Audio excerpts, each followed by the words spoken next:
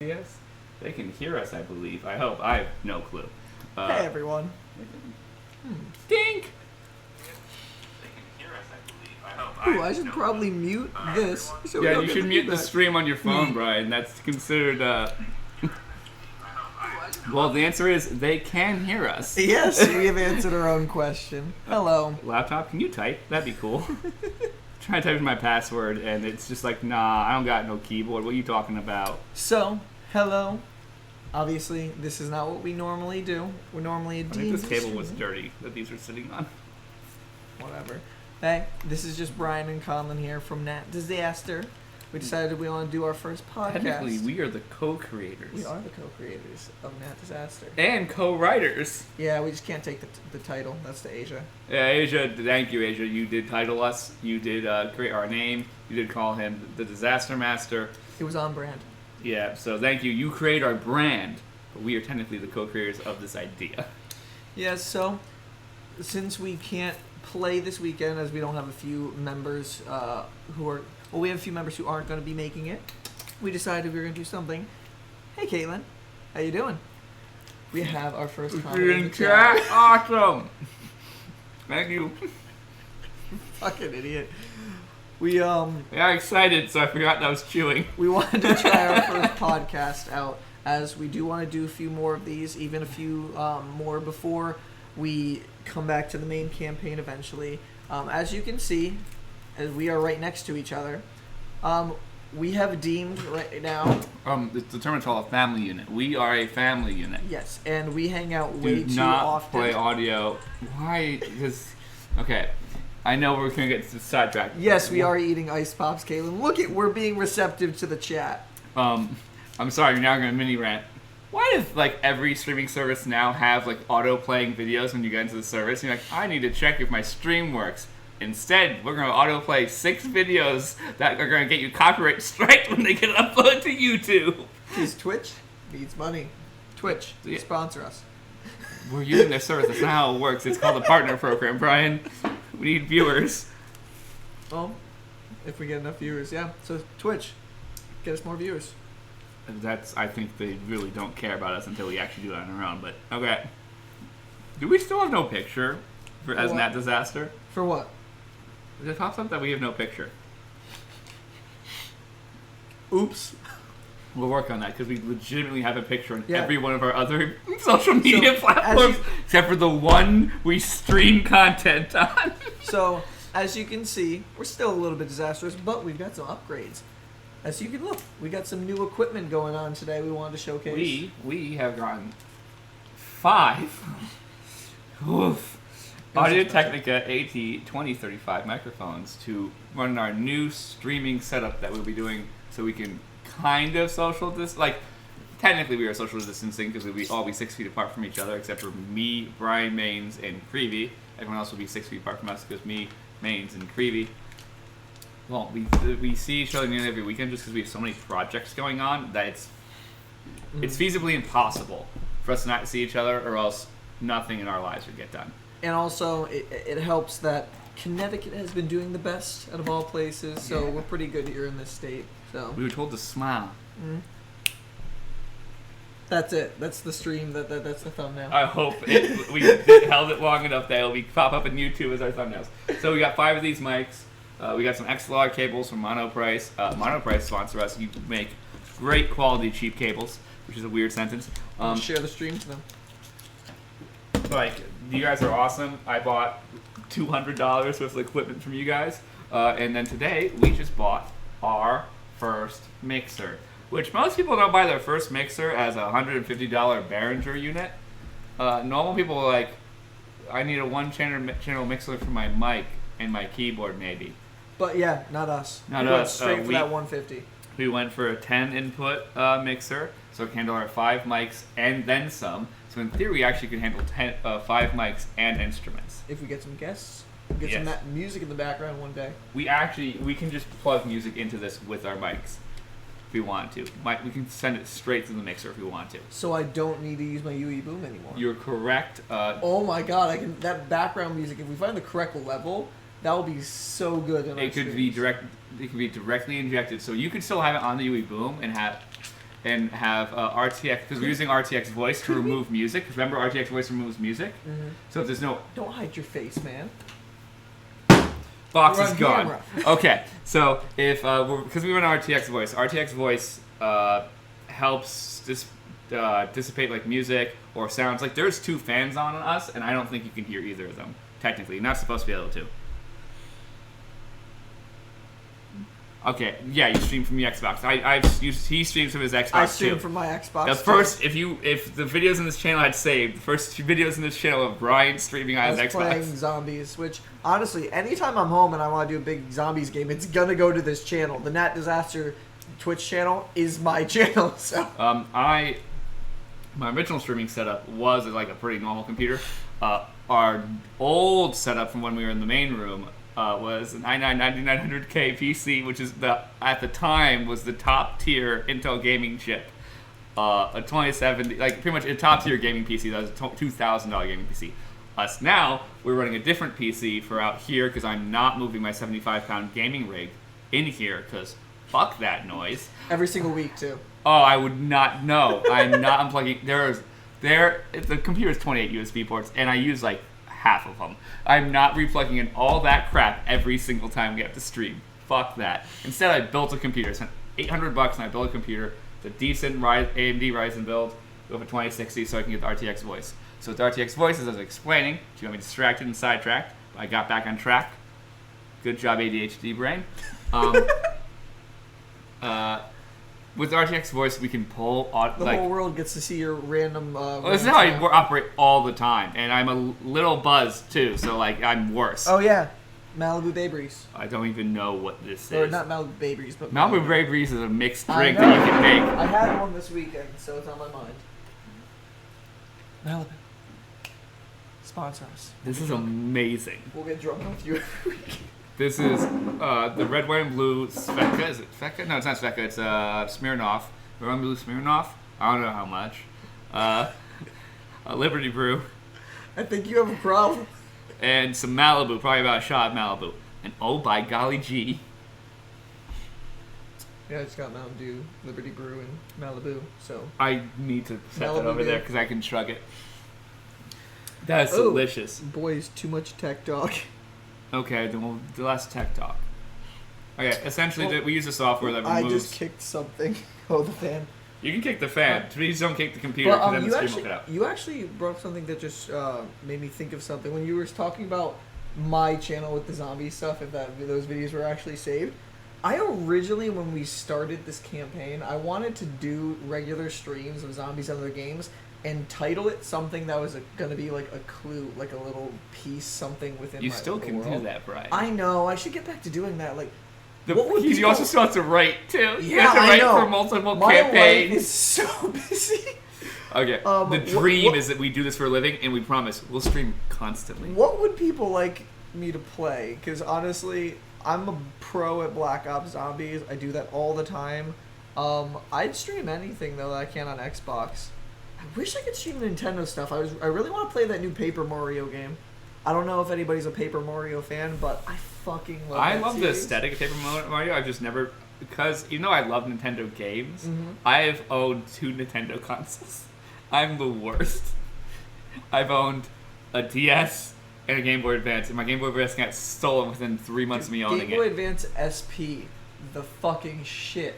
I loved that handheld. No, I know. All my friends had them. It was so simplistic, but like, it was probably the gaming handheld of my childhood. It set the standard, the bar, and I actually played my first one so much, the volume button no longer worked.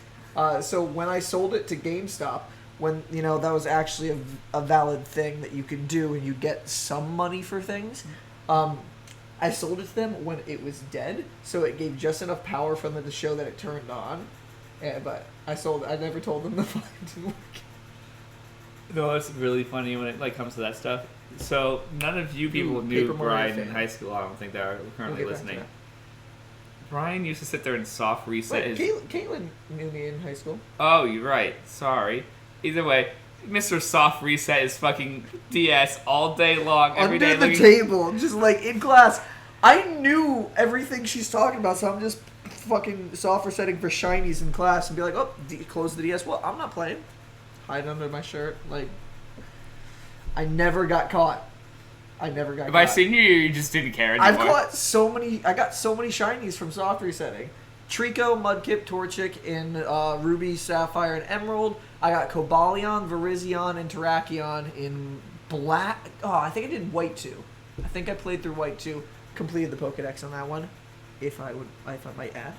You completed a lot of Pokédexes, right? That was the first one I ever did. White 2 was the first time I ever 100%ed it and got the shiny charm. Accomplishments right there. I need to finish Sword and Shield. God damn. I haven't beat it yet. Shame. I need to buy a Switch because you got me a Pokemon game that I haven't played yet. Could I stream through the Switch? Is that a thing? We might need to build you a gaming PC to stream that. Oh. Hey, little bro. How's it going? But yeah, I would love to be able to do that. I'll finish Pokemon on stream. I'll explain how to do that off stream because it'll be too much tech talk. I'm sorry. I'm a tech nerd. I literally am the tech paladin. Technically, I'm the executive producer of sound. I'm out now a sound engineer too, guys, and cinematographer. I am everything. I am a one-man show, and Bryan is the creative director. Yes, and that's why my mind keeps on getting distracted back to video games, because Paper Mario. You're a Paper Mario fan. Which one is your favorite? I played the first one. I never beat it. I want to beat it. I've never beat it, though. Paper Mario Thousand Year Door was my shit back in the day. I loved that game. Super Paper Mario was great. Then it started falling off a little bit with the one that was on the 3DS. Forgot that title. There's another one I think since then, and then Origami. The one that just released in the Switch, Origami. The Origami one looks so good. It reminds me a lot of how it used to be, so I'm excited for that. And what are you doing? Typing a character sheet, but it's being rude. Oh, we're gonna bring into the D&D talk? I don't know if we're at D&D yet. We're still at our...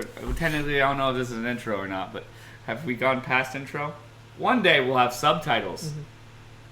This is Nat Disaster's first DisasterCast. Now let's let these disasters unfold. Only that was took the us... whole entire intro right there. It took us 12 minutes to get to the actual intro. What's funny is I hope we theme it and to continue to just get worse about it. It was like halfway through the show, we're like... Oh yeah. DisasterCast. We're the worst. This is how our conversations typically go. This is how our conversations go. Sober, stoned, drunk, anything we do, we're the worst. Which is why we're best friends, is because we can sit here and chaotically talk for 2.5, 3 to 18 hours. That's why Asia, thank you. Nat Disaster, on brand. If she trademarks that, we're fucked. Yeah. She's not watching, so... But yeah, that'd be cool if we could do more of these podcasts, get a few more people in too. I would. Our conversations as friends are fucking hilarious. I feel like more people should see We them. are the dweebiest fuckers ever, and the weirdest dweebs. Like in a fun, not like creepy, because there are weird dweebs who are like creepy, and now I don't like those people because I'm just like, okay. Like I'm a part of several avatar groups on Facebook.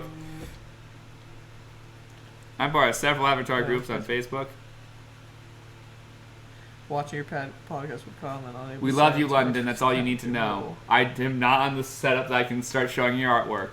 We'll work on that for the next podcast. Which, again, shout out to you because... You did all of our artwork. Those artworks you did are phenomenal. We are going to be showing those for the rest of time. I want you to do more art for us. Okay, I know you're really busy, so I'm not going to keep asking for more things right now. He's also got to spoilers, which is not really spoilers, but first I'm saying on stream, I think I'm going to be getting a artwork from London myself. Yeah, the Disaster Master. Disaster Master artwork. Oh, I'm excited for that one.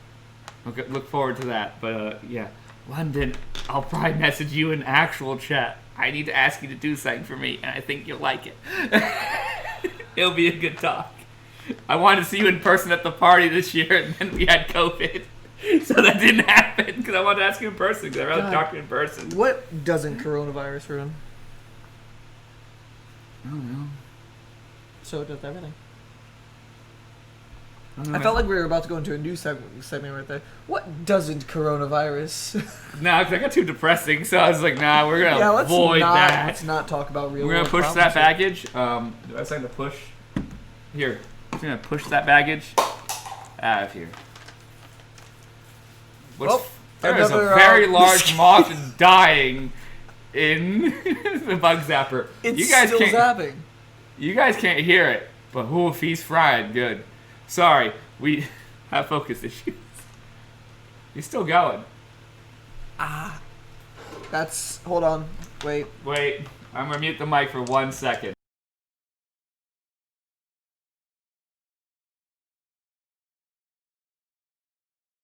The mic has been unmuted. That was 29 points of lightning damage. Well, I guess now this is where we're transitioning to the D&D part of this podcast. We need to get small, title blocks. So this isn't even. I'm not even using my proper Nat Disaster account. It's my OBS setup, but this is my personal one I use for an iPod podcast by myself and play build Lego and crap. So this isn't even set up with pictures and any of that stuff. Get some of those followers in here. I saw when you did that one, you broke double digits. I did. I had 11 Legos. people. I don't even know where my phone is, We should be Bryan. able to beat double digits talking in a podcast. Share it to your friends. Talk enough. about it. We don't even only talk about D&D. This is a podcast that talks about everything. That's why we say questions in the chat. We're going to ramble on about things we want to ramble on about until we get questions. So give us some good questions. Pick our brains. And we'll even pick them for you. That was a bad sentence, but what I mean is I have. Oh, that D20 is gone. It is. I wonder what it rolled on. Hold on. Wait, I can. It's next to 18. So whoever's next to 18. My investigation is in there. What's next to 18? It's a 14, I think. Where is it?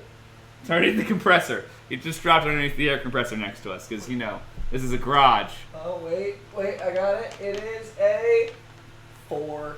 Oof. Bad roll. Okay.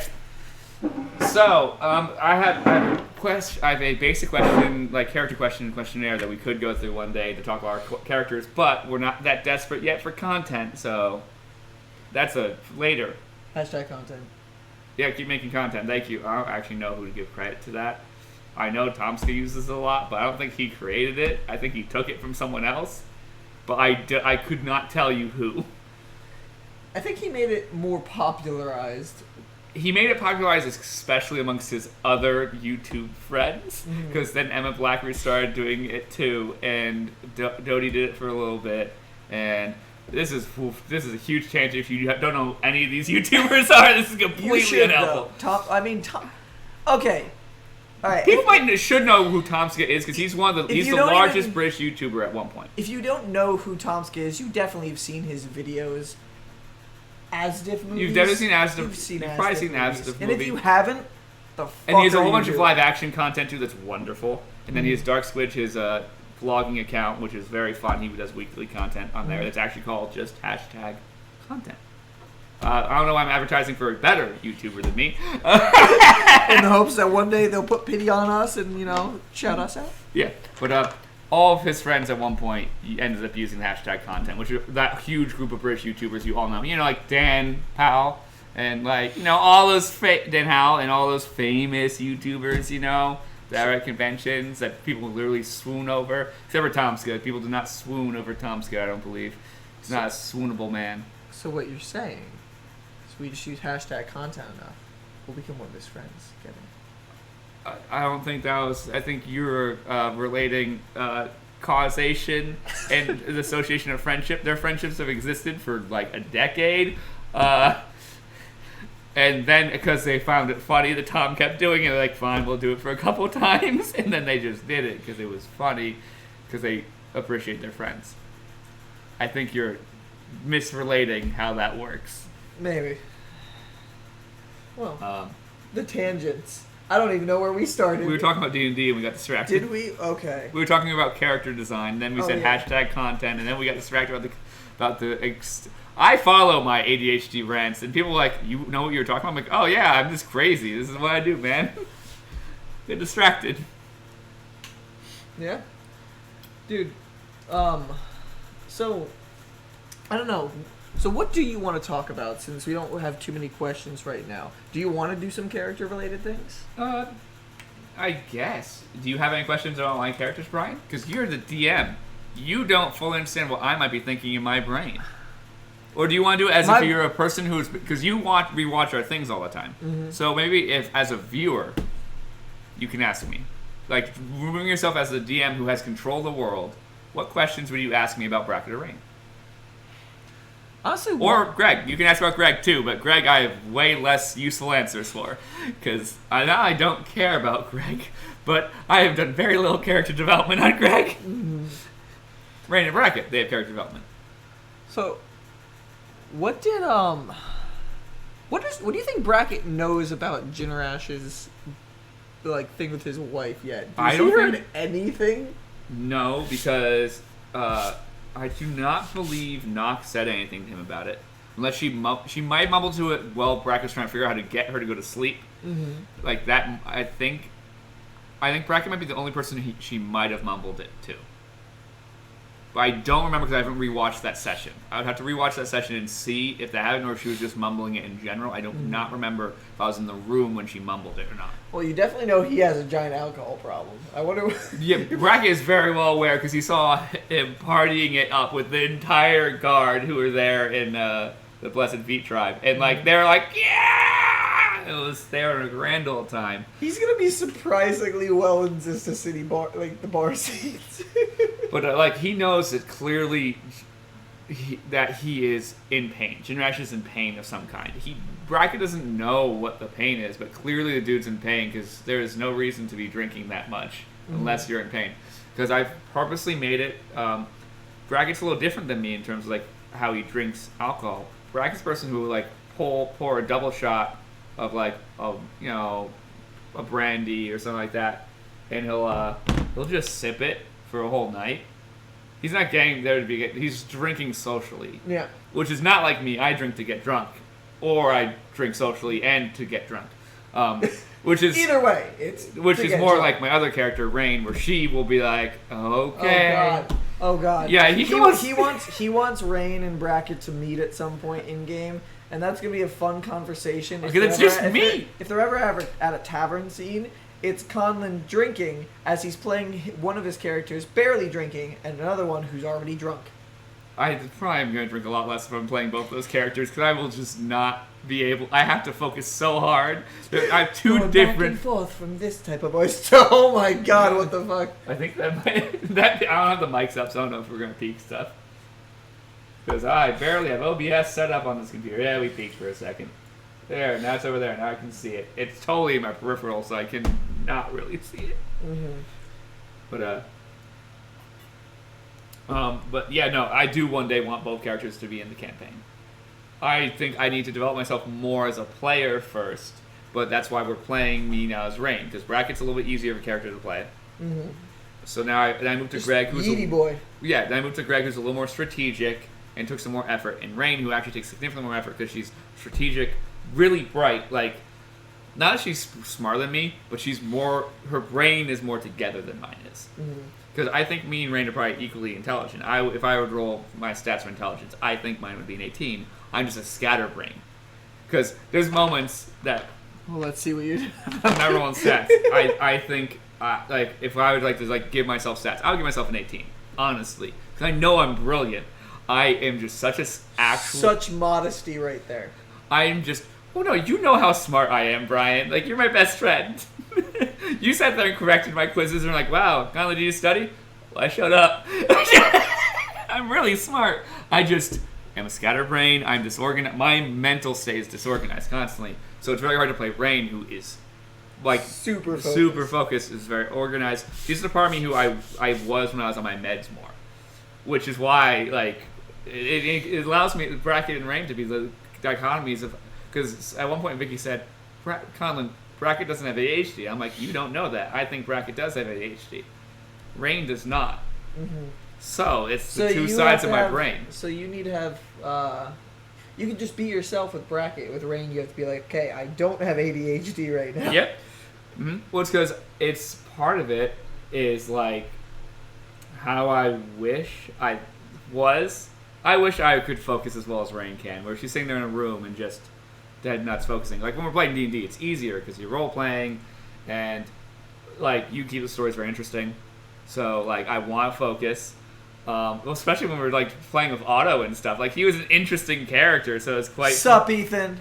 Woo! Our #1 fans in the house. Ethan, Caitlin, you probably are our two, like, I guess, regular watchers. You now. like my toolboxes? Chat in the chat. This is a Ask brand us new some Milwaukee questions. toolbox I bought, Ethan, literally a week ago or 2 weeks ago. Oh, yeah, dude, this fucking garage.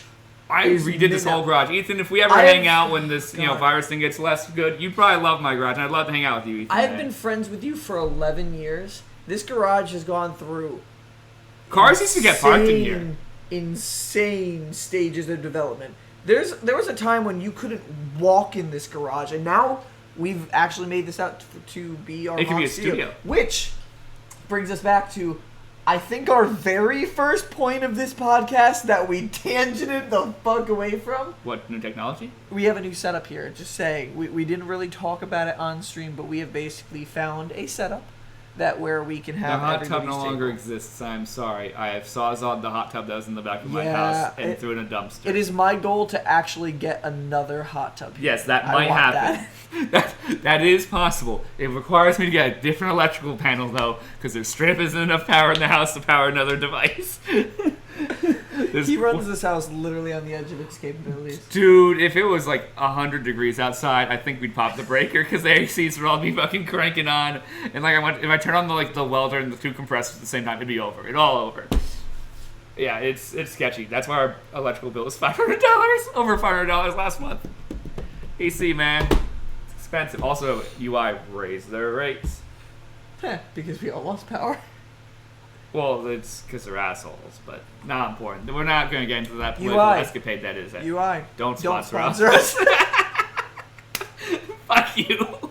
The UI's never going to watch my podcast. Or they are, and they're going to turn off my power.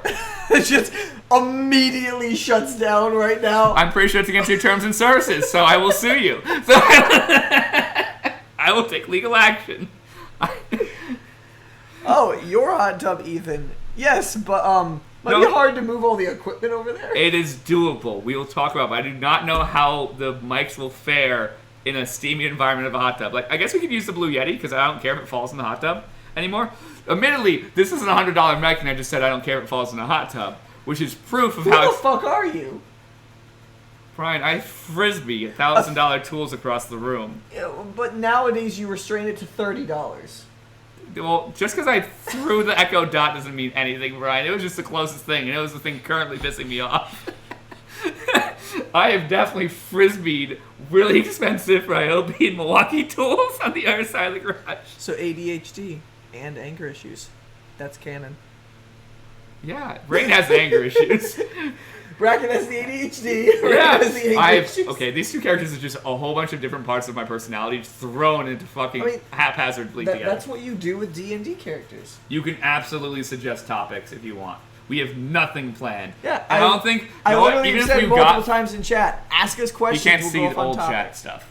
Okay. So you have to repost every once in a while. Well, I'll repost it now. So I think even if we had thousands of viewers, we would never have a planned topic thing because it'd be a waste of time. Or if we did, if someone made us an itinerary, it'd get fucked within like 2 seconds of us being on. It took us 12 minutes to get into the intro. One day we might even have an intro for this podcast. And it even took 30 minutes from when we started the live stream to actually do anything. That was because you said it was going to be ready by 10 o'clock, and I said, well, we should do 10:30, and you said 10 will be fine. Okay, so technically, I was not wrong that the computer and everything else was set up at 10 o'clock, and we were able to hit start with no problems. But the flaw is we had not gotten our seats to the side of the room. We were still watching a YouTube video on a TV. We had drinks to make. We both still had to use the bathroom and microwave food. We made lots of bad choices, okay? We were like, wow, we weren't ready. We didn't make bad choices. We were on brand, okay? Yeah. How many times when we used to stream in person, we would say, oh, we're going on at 5 o'clock, and then 5:15. It's 5:15 because one of our members isn't here. We're a little bit delayed. And we're still starting. 5:30. Oh God, we're having tech issues. Yeah, so it's on brand. We're God, I the miss worst, that. best people ever. I'm looking. Worst part is you're acting like it still doesn't happen when we're doing Discord. Yeah. I mean, the time Bryan made. Bryan was in his fucking attic. At the time we started, he was still said in the... we're starting at this time. Oh, fuck. I'm in my I called him attic. and he was in the attic covered in insulation because he was redoing the HVAC in his house. I'm like, Bryan, it's 4 o'clock. He's like, oh, oops. That definitely topped our worst moment because Asia's had some pretty bad moments being late before, but literally not even on his way, thinking it was hours earlier in his attic, his peak. Where the fuck are you? Oh shit, it's 4. Might be. And then he had to like, so he played that entire session covered in insulation. Like, he didn't take a shower. He didn't have time. He had to get on stream, so he switched shirts, and we started. That's all we did. Bryan seems to literally live his life on like by the minute. Like, Oh, okay, we're yeah. starting at I'm his 4. best friend, Bryan. He does. You know how frustrating it is sometimes? Because you're like, Bryan, you must be here 3 minutes ago. He's like, I'll be here in 6 minutes. You're like, how do you know you're going to be here in 6 minutes? I don't believe you. And then he shows up in 7 minutes. And you're like, wow, that was actually surprisingly close. Like, okay, we're starting at 4. Okay, I can keep on doing work until 4:45. It'll take me like 7 minutes to get back to my house. Then it'll take a few seconds to get a drink, and I can get a different shirt on and wipe myself down. Then I'll be there for 4 But he'll o'clock. still be late. So, like, his time test means nothing. Because he thinks it only takes 7 to 8 minutes to get home, and it takes 20, and he's just like, fucking. It's just like, that happened one time. He called. He's like, I'm in traffic. And it's just like, you knew what time we were playing. He's like, yeah, I didn't think I was going to get stuck in traffic. X-Pulp is London, who does our wonderful artwork. Yep, he is the one who has provided artwork first of Kyron, then Jinrash, You then can Bracket, check him out then on Nog, Twitter. and then Naresh, the entire OG Misfit Warriors. And we have them all up in our streams on our What's Twitter your chat. fave 5e monster? Ooh. Give me 1 second, Bryan. My throat hurts. God, that's actually... I couldn't tell you because I don't know enough about them. My favorite one we fought was the... even though they killed me, was those wolves you had. Oh, they were a custom version of Shadow Wolves. Shadow Wolves are an actual thing. Yeah. But I gave them a little bit of a twist because technically you guys don't know this yet. There's a different element depending on the time of day. Because I know. We will figure it out eventually. when you get there, spoilers. Honestly, God, favorite? P.S. Misfits, coffee by me. Yes. He said in the chat earlier that day, like, you're a bunch of misfits or something like that. And then literally later that same session, Asia was like, the Misfit Warriors, because you guys were all like, yeah, we're a bunch of misfits. So yeah, technically Ethan might be able to claim... Asia claims ownership of Misfit Warriors, but he claims the idea that sparked that name. He has that. you want to make those wolves your pet? As long as they're loyal to you, you're fucking set, mate. They knocked down a level 6 paladin with no effort. Twice! I am honest to God scared when Asia gets to 8th level druid, because then she can do conjure woodland creature. She can make 8 wolves spawn in at once. You ordered McDonald's and didn't ask me if I wanted anything? I didn't order McDonald's yet. I went to the Yui Boom. That wasn't even close. Like, same letter, but that was it. Sometimes okay, quick rant away from this. If you've watched enough of my streams, he calls me on it all the time. My brain sometimes doesn't translate the words it wants to say to my mouth, so I'll often mess up things, even on stream. And I've been trying my best not to. I know. Stream, I like he always fucking calls me on it. I'm like, I know what I meant to say. Shut up. Give me a few tries. As far as I make fun of you, but I am the person who will ask you to hand me that chair, and I mean a table, and you're just sitting there looking at me because there's no chairs nearby. You're like, what the fuck are you on? So back. I have word association problems. So back to the question. Oh, we have two things. I have to tell. First about the monsters. Oh my god, we are the worst. Chaos. You can never go wrong with a gelatinous cube. I have to go with Vicky. Vicky tells me this all the time. She loves gelatinous cubes. You've not had us fight one yet. I know. I know. It's there somewhere. You just need to get there. Gelatinous cubes are the fucking best because You just fall into the closest thing I've ever done was in London, in the campaign I run for you in Humblewood. You guys skipped over this section because of where we started, but there was a cavern with a bunch of like oozes. Mm-hmm. They're called slimes in Humblewood, though. And even though they're not slimes. The main boss in that campaign, in that cavern, was a shifting slime. And it can literally engulf characters inside of it, and it can be different elements depending on damage it takes. So it's similar to those elementals we bought. Yeah, you're supposed to get through the cavern and then get to him to fight him and beat him at level goddamn 1. We played that. I got them to level 2 before that fight. They would have been murdered straight up if it was level 1. Like Humblewood is brutal in the beginning. I know. So I'm well aware. Gelatinous cubes and slimes, they're really cool creatures. My favorite one to DM so far, honestly, I like the elementals a lot. I can't really pick a favorite because the water elemental was my first time doing an elemental, and I loved getting you and Kyron stuck inside of it. I got her out, and then I got stuck. I was so angry because I had rolled so well prior. Mm-hmm. I loved that fight. I loved the boss fight at the end of Warrior's Rest's dungeon, that whole arc. It was my first combo elemental, which that was fun to create. It was kind of homebrew. And then the branch elemental that I created too. That was awesome. Also, it cost so much because it was a siege. Mm-hmm. What the hell was it? Siege monster. Yeah, my brain forgot the word monster. Good job, me. It's a siege monster which collapsed a building onto Bracket. Yep. If you want to know what Bracket's greatest weakness is, it's very simple. Anyone using pack tactics against him, he gets wrecked so hard. Bracket's a good, yeety, strong boy until, you just are able to do extra damage to him, and then he's like, dicks.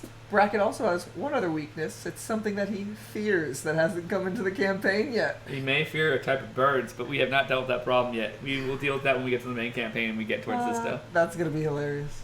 Oh my god. It's a deep-seated fear that none of you know about, and it'll be very funny. I'll have to turn down my mic while I play that, because it will be him screaming. Oh yeah, he will be loud. I'll have to turn down the mic in the mixer. Off topic of D&D, but what's the current TV show you are binging? Currently, I'm binging Milo Murphy's Law, and it is fucking phenomenal. Mm-hmm. Weird Al Yankovic plays a teenager, so it's already fun. Like, that premise on its own should be fun. But his family lineage, all the men in their family, are cursed with Murphy's Law. Mm-hmm. So what can go wrong will go wrong as they just try and experience regular life. Like, they're very normal people. His dad works as a safety inspector, so the joke kind of is, if a plant could survive me safety inspecting it, it must be a safe plant. And then Milo has a backpack where he pretty much has, like, every day he kind of is like, what am I going to do today? I might need this, and this. And he just fills his backpack with stuff he might need for the day. And, like, everyone else is like, oh my god, these things are happening. And Milo's just very calmly just dealing with it. And he has two friends, Zach, who becomes his friend in the first episode, and Melissa, who's been his friend since first grade, who's just... She just finds it fun at this point because she's been dealing with it since they're in, like, 7th grade. So it's been 6 years of this madness. And she's just like, this is a fun ride. It's one of the weirdest shows, but that sounds hilarious. It's in the Phineas and Ferb universe. We were watching Phineas and Ferb, and we learned... Oh, yeah, you've been watching that a lot recently. Yeah, we decided to watch all Phineas and Ferb because I'd seen a lot of it. I've been seeing a lot more memes with Phineas and Ferb, too. I think it's kind of having a comeback. Because there's a movie coming out on the 28th. Oh yeah! With Candace Against the Universe, yeah. Oh my god. Which I'm excited for. Are they going to do a Scott Pilgrim versus the world kind of thing? Like her versus the universe? I have no clue what the plan is because it's a very vague trailer, which is good. I like vague trailers because then you get to be excited with what happens in the show. I like things like that. Mm-hmm. So we were watching Phineas and Ferb, and then we were looking something up about it. And when we looked it up, we learned about Milo Murphy's Law, and we're like, oh, there's another show in universe. Oh my god, that's so cool. It's the same creators and everything. Mm-hmm. And a couple of the same actors and characters come in and out. So like that, and it's a real fun show. So there's moments where you're just like, oh, like, sometimes the jokes are so bad that they're good, and you're just like, and the creators know it, like, because they'll pause a little bit for a second to let it set into you, and you just be like, I hate you so much. And like, you know, because it, like, besides, like, the only way it could be more blatant is if the characters actually looked at the camera and looked at you after they said what they said. Those are the best moments in TV where like, it's the Jim Halpert just... Yeah, but they don't look at you. But they like clearly the show just like takes that extra half second. Oh yeah, Lucifer's new Lucifer season's coming out. Me and Casey binge watched Lucifer. Really good show, and I'm excited for next season. Though I don't know how I feel about the premise of Lucifer having a twin brother. That's a whole separate conversation. I have to catch up on Lucifer. Lucifer's a worthwhile show. I know. There's just so many things. Okay, as of the life of a DM for multiple campaigns with a 50-hour-a-week job and also helping out with all this bullshit. And just trying to have some social life, too. There are so many shows I need to finish watching, too. For me, recently, I keep keeping up with Boruto. What's a I good don't show? care what anybody thinks about it. I love Boruto. It's a good, worthy Well, you and Mark's meme successor relationship to Naruto. have one cementing factor. And I've recently been watching on Netflix. I watched Troll Hunters years ago when it first came out by Guillermo del Toro. Troll Hunters Tales of Arcadia. That I knew they started a sequel show, but I didn't watch that. And then I saw the third in the series came out, so I binged watched Three Below and then straight through Wizards. And that is a phenomenal show. Anybody who has not seen that on Netflix is looking for a good show. You need to watch that because in a fantasy sci-fi type world, It's very fun. it is like peak content right there. It is such a fun ride. Great characters, great heroes, great villains, great story development. Yeah. The only one that the fans seem at somewhat weak is Three Below at times, but I didn't. I You okay saw with it, but that was still a good show. It was adding aliens into the mix. You have to a whole also new remember, race. we are different than some fans of television because even if we dislike a little bit of something that a creator's created for us, we appreciate their art. Legend of Korra. Yeah, Legend. That was literally what I was bringing up. Great show. I don't care what anybody says. Great show. Letterkenny is also a great show. I just only can watch one episode at a Ethan time. wants me to watch Letterkenny so bad. It's a show that's great, but it's one of those. It's a show that you need to pause occasionally because you just need to be like, okay, what? Order whatever you want.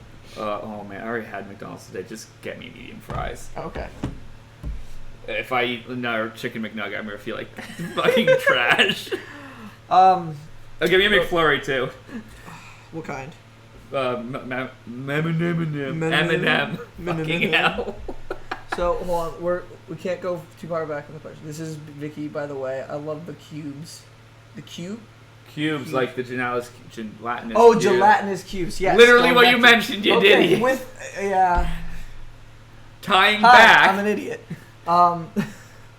It was like that time Jim put Dwight Stapler in Jello. Yeah, the start of the show. And text message from somebody. Okay. Not watching. Back to D&D. Have you ever gotten pissed and walked out of a session? If so, why? We have not, but we've definitely had a moment where we've had to pause as a group because we've been annoyed at you doing something, or something major's happened, and we'd be like, the biggest one to me, and I've looked back on this scene so many times, and I'm like, I did do it a little bit harsh. I'd probably say was when the mirror was going down the river and falling through the drain. Like, I wanted to test, since you guys have played enough, like, doing the split-second decisions and everything. and you were but just I going, was and a you're little bit like, like, come on. because Yeah. to be fair, it was taking like 15 minutes it was taking a while for the decision. And then realistically, we didn't have that much time, and it was stressing the And crap out of Asia. And that's what I was trying to do, and I did stress Asia out, and I look back at the scene and I was like, it was a little soon. I should have just let her continue with her what was thought the process session to figure out what that she wanted none to of do. us have walked out? Asia has almost walked out on one session. Which one? I don't remember. 'Cause I remember she was getting real pissed because she was having I think she had a shitty day. Oh yeah, but that wasn't anything D&D. That wasn't it was related. just literally She had a a bad day, and she's And like, then some shitty shit happened while we were playing. That like just was one. Those normal things. understandable things, but it was nothing D&D related. It was just like, She had some shitty rolls or whatever. I need to just go away. And then something fun happened eventually. So she almost left, but then like I don't remember if we convinced her to stay. But we were like, Asia, just a little bit longer. Like, we're not going to go that long tonight. And she's It'd like, be a fun okay. session. And then she ended up having a great time at the end of the session. So none of us personally have. I definitely had moments.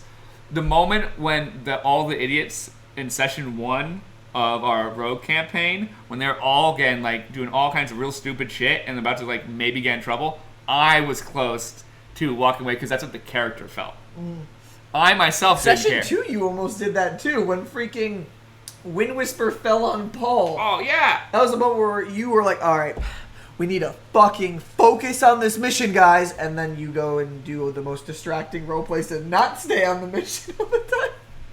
I wasn't that distracting. I know. I'm saying you go to all these different places to roleplay. You're like, we need to stay on the mission. Goes to all these different shops to keep roleplay.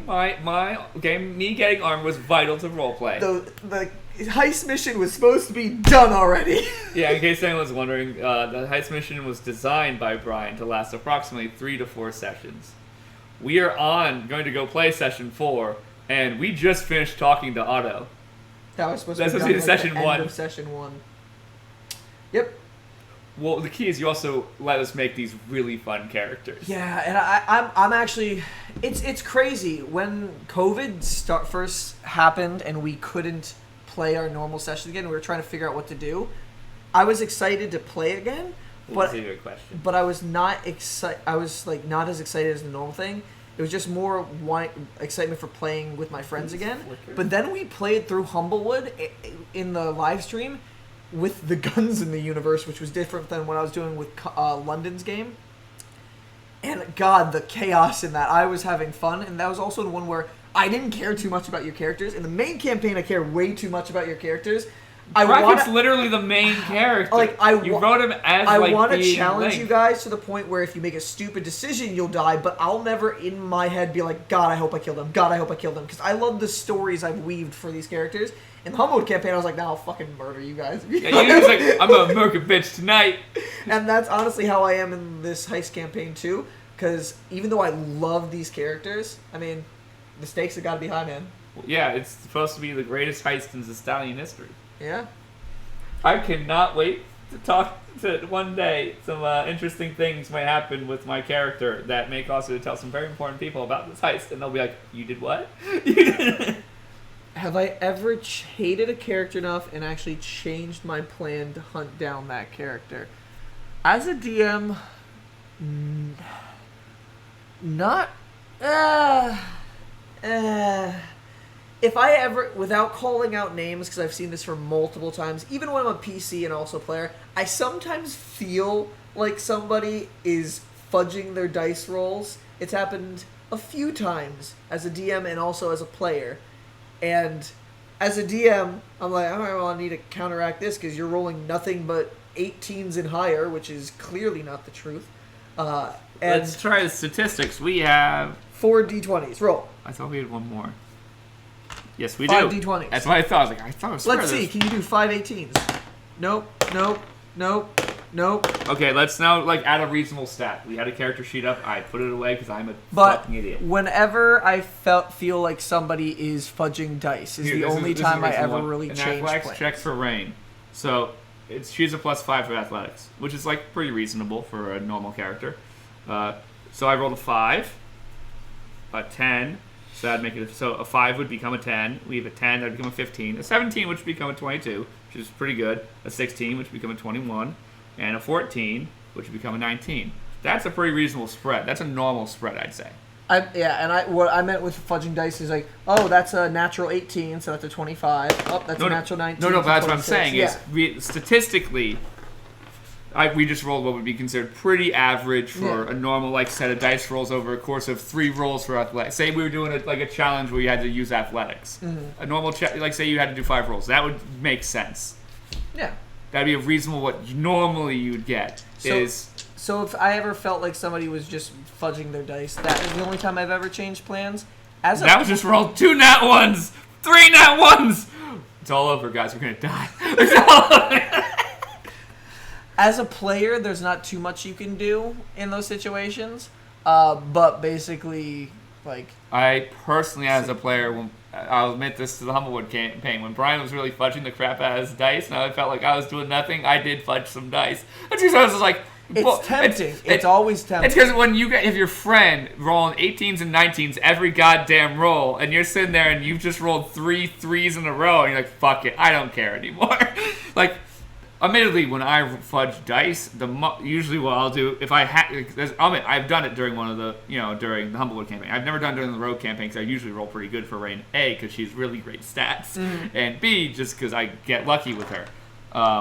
But when I was playing Greg, because his stats were not terribly great for some stuff. Like normally what I do, it'd be like, you get a 9. I got a 10 instead. Yeah. That's who I am, though. I'm not a person who's like, yeah, I got a 9. I got a 19. I can't do that willingly. I'll be like if I've learned what the AC of something is, and I know it's like a 12, then yeah. And so many people do that. I don't mean to find ACs. It's just I'm a statistician. Well, that's why I don't like. That's why it's not good to let me gamble. It's because I can count cards. I don't mean to. I just can. Well, finding an AC is part of a thing a party can do. Like the goal is try to figure out where that is, so you know. But it's just not taking advantage of that when you know. Yeah. No, I've seen it multiple times when somebody does know what the AC is, and then they never roll lower than that again. And it's just like, yeah, you can technically do that, but the chances are very little. I know. Literally, you were the last one to ask it to say something. Yeah, I wanted to see if there was any more questions. Definitely more. We did peak at 7 people. I've seen 7. Which is awesome. That's actually better than our normal sessions, which is sad. And there were 7 people concurrent, like watching. Thank you for everyone who showed up. We're not done yet. We intend to go until... Oh yeah, I am just ordering McDonald's right now because I've been trying to order McDonald's for the past We're just 20 easily distracted minutes? people.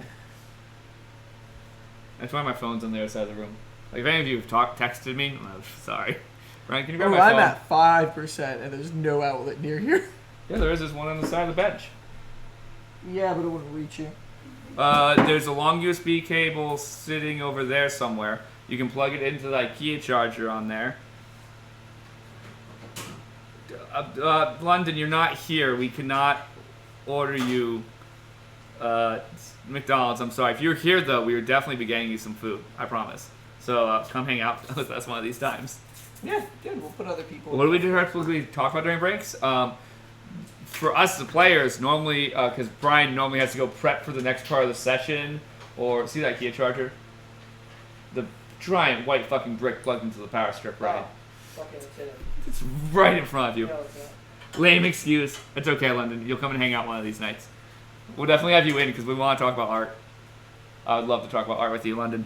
We'll get McDonald's and we'll eat McDonald's. We'll have a great time. So what we normally talk about during session is sometimes we'll talk about food we're about to go eat because we're like literally about to go. Most of us try and order, if we order food in, try and get to deliver around break time. It doesn't always work. I remember our in-person sessions where you guys would all start ordering food, and then I can tell when we need to do a break because you guys are just talking about food when your characters aren't doing anything in the session. I'm like, yeah, they're all just too hungry to focus. Yeah, it happens to people. The other thing we talk about is if we say we were just in combat, we'll talk about the combat, and sometimes we'll meta-game strategize. Or we'll talk about what we did wrong or something like that. Which is normal. I mean, like, hey. No, that's not abnormal stuff. When you end the session right before combat, too, you have like a week to prep. So I'm not expecting you guys to be like, well, we're going to table this and not talk about it at all. When you guys try to strategize and think up your ways around. Yeah. No, that's not. So it depends on the situation. If we're all really hungry and, like, say, we were waiting for food that we put in the oven, it's about food and we're getting distracted, and then we're all going to make drinks, and then we're all going to go sit down, and we'll bullshit about food and how our day was. If we just had really intense combat or really intense role play, we'll talk about that, because sometimes there'll be hurt feelings amongst our own characters themselves, but not amongst ourselves as friends. So we'll have to talk about that, because that's just what happens. Because like Naresh and Kyron have a rocky relationship, but Asia and Callum in real life are really close friends. Yeah. So every once in a while, they've not purposely like hurt each other, but felt each other were talking to the real them, not, It was also good at times, like after like 10 scenes in our gameplay, for the two people instead of the characters talk, be like, yo, that was just in character. They're like, yep, we're good, because you guys get into your characters so well. Yeah. The whole thing after the whole where Naresh's reveal. Yeah. In that room back in the Wars Wrestling. We got so at that point. After that point, we were in characters so easily. We took a break after that whole ordeal, and it was just like everybody was just like, "Okay, we don't actually have beef with anybody, right?" It was like, "Yeah, we're all good." Yeah, we had to take a pause because, dude, this is intense. If you've watched our Humblewood, we did that role play. We did a little bit of role play in Humblewood, but if you watch our Rogue campaign, which is very role play heavy. You haven't been in combat yet. It's been all roleplay. That's why it's roleplay heavy. Am I wrong? Well, my little snicker definitely peaked in like that. I'm sorry, guys. But like you'll notice how intense. Like I'll get into Rain, and you'll notice that my voice fades away, and it becomes the accented Rain's voice. The accented Rain's voice. Which I can't do right now because my voice is shot from talking all day. You need to be better at voices, darling. I'm good at doing it when I am in her thing. I actually usually like mediocre voice actor because I got millions of different voices in my head. Like what? Getting to Rain is hard. Oh, it's easy, darling. Well, she's not. She would not say darling unless she's being I'm just saying that type of voice, not Rain's. The only way Rain would say. I don't know how Rain talks because I'm not in her head. Yeah. You've been in her head since January. Yeah. The problem when you write characters you like a lot, you're stuck with them in your brain forever. No, like as I was about to joke, Rain would only say darling if she was being extremely condescending to someone. So. Again, on sorry. Oh, you have to explain this. I don't. So in the Humblewood campaign we did on our stream was not my first time DMing that. I actually DM'd... Technically, there's a non-Nat Disaster Humblewood campaign that happened. Yes, it's one that I started the Humblewood campaign on with some of my friends, London in the chat, Ryan Dennis, Ethan, and Jeremy, and we had Alec Papaluca in it for one session, but he died. So I love you, Alec. Are you not watching? That sounds like the most you thing I've heard of in a while. London, you're the only one who will appreciate it. I go and explore that that dungeon, that cave I see over there. There's no cave over there. Yeah, but I go over there to find a cave. Okay. Roll a survival check. 4. Okay. You are surrounded by 7 slimes as you wander and get lost in the swamp. I try to run between the slimes. They both hit you attacks of opportunity. You're dead. Your teammates are all in town. You didn't tell them where you were going. Oh, rude. Sorry, Alec. But yeah, they have gone through so much in there too because they went through the beginning section of the campaign. Everything you guys went through in Alderheart. They went through the thing with Cass, and they went through the house as well.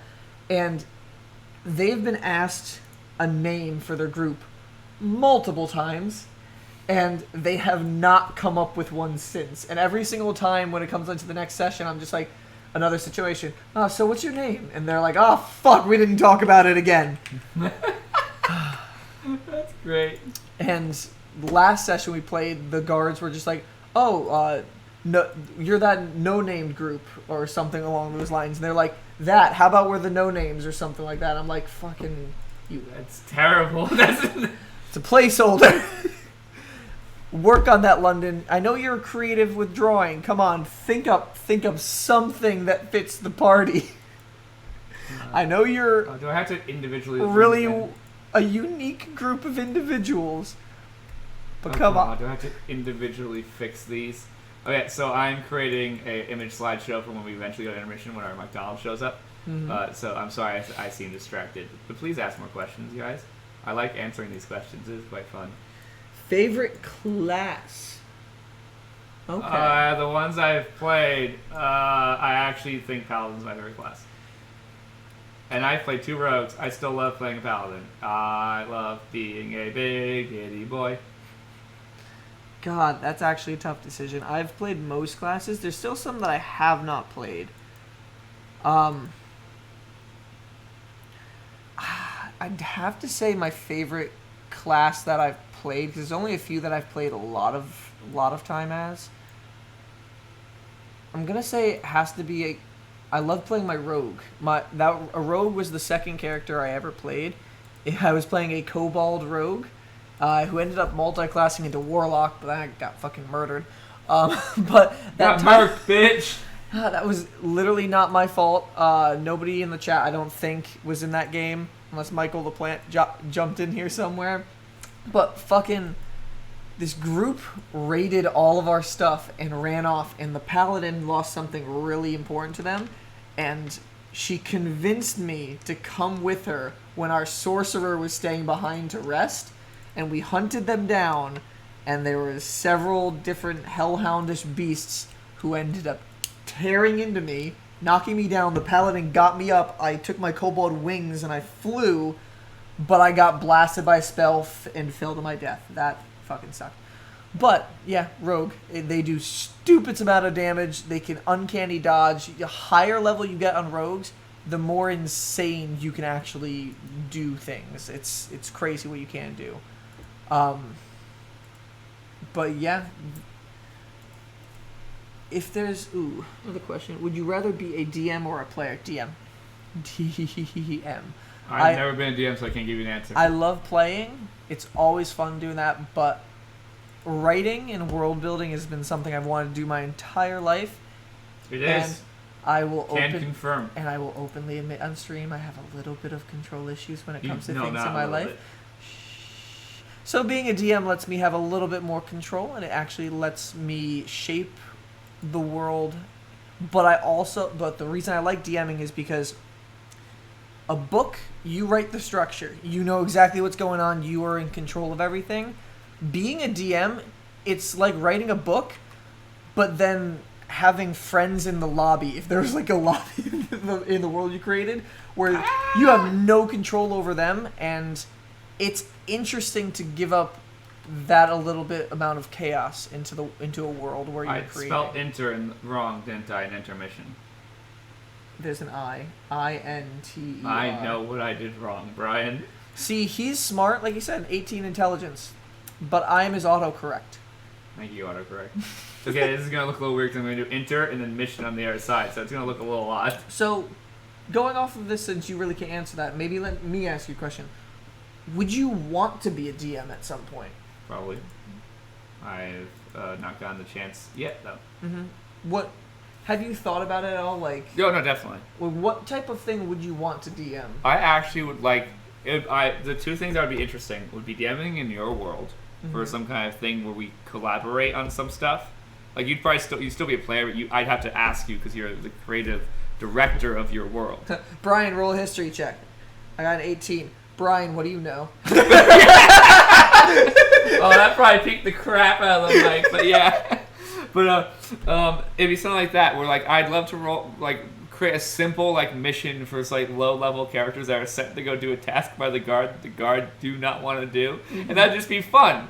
That'd be like a fun little stupid thing. That'd be so weird. Me playing a character in the world I have total control over, but like you have no control because you're not the DM. Like I would lay out like the structure, like how Humblewood is a structured. That'd be fun. Like Humblewood's a pretty structured thing. Like we'd lay out a pretty structure with some like small ideas. It'd be a fun collaborative thing. Yeah. Because I like world building, but I like to world build on top of things that exist already. So I like taking an IP. Like in my brain, I role play with Battlestar Galactica a lot because it's a show I really really enjoy. Mm-hmm. So I have like ideas and thoughts about like how it would affect our world if that was the real thing that happened and all kinds of stuff like that. And I like to like think about stuff like that. Mm-hmm. I find that very interesting. And like I don't like role play, like I think of stuff like that in my brain. Like I guess that's technically just normal writing, not role play, because you're one person. But whatever. I do the same thing with like Star Wars, like ideas about like different characters in Star Wars, how they'd interact with each other and stuff like that. Like I like taking existing IPs and thinking about that kind of stuff.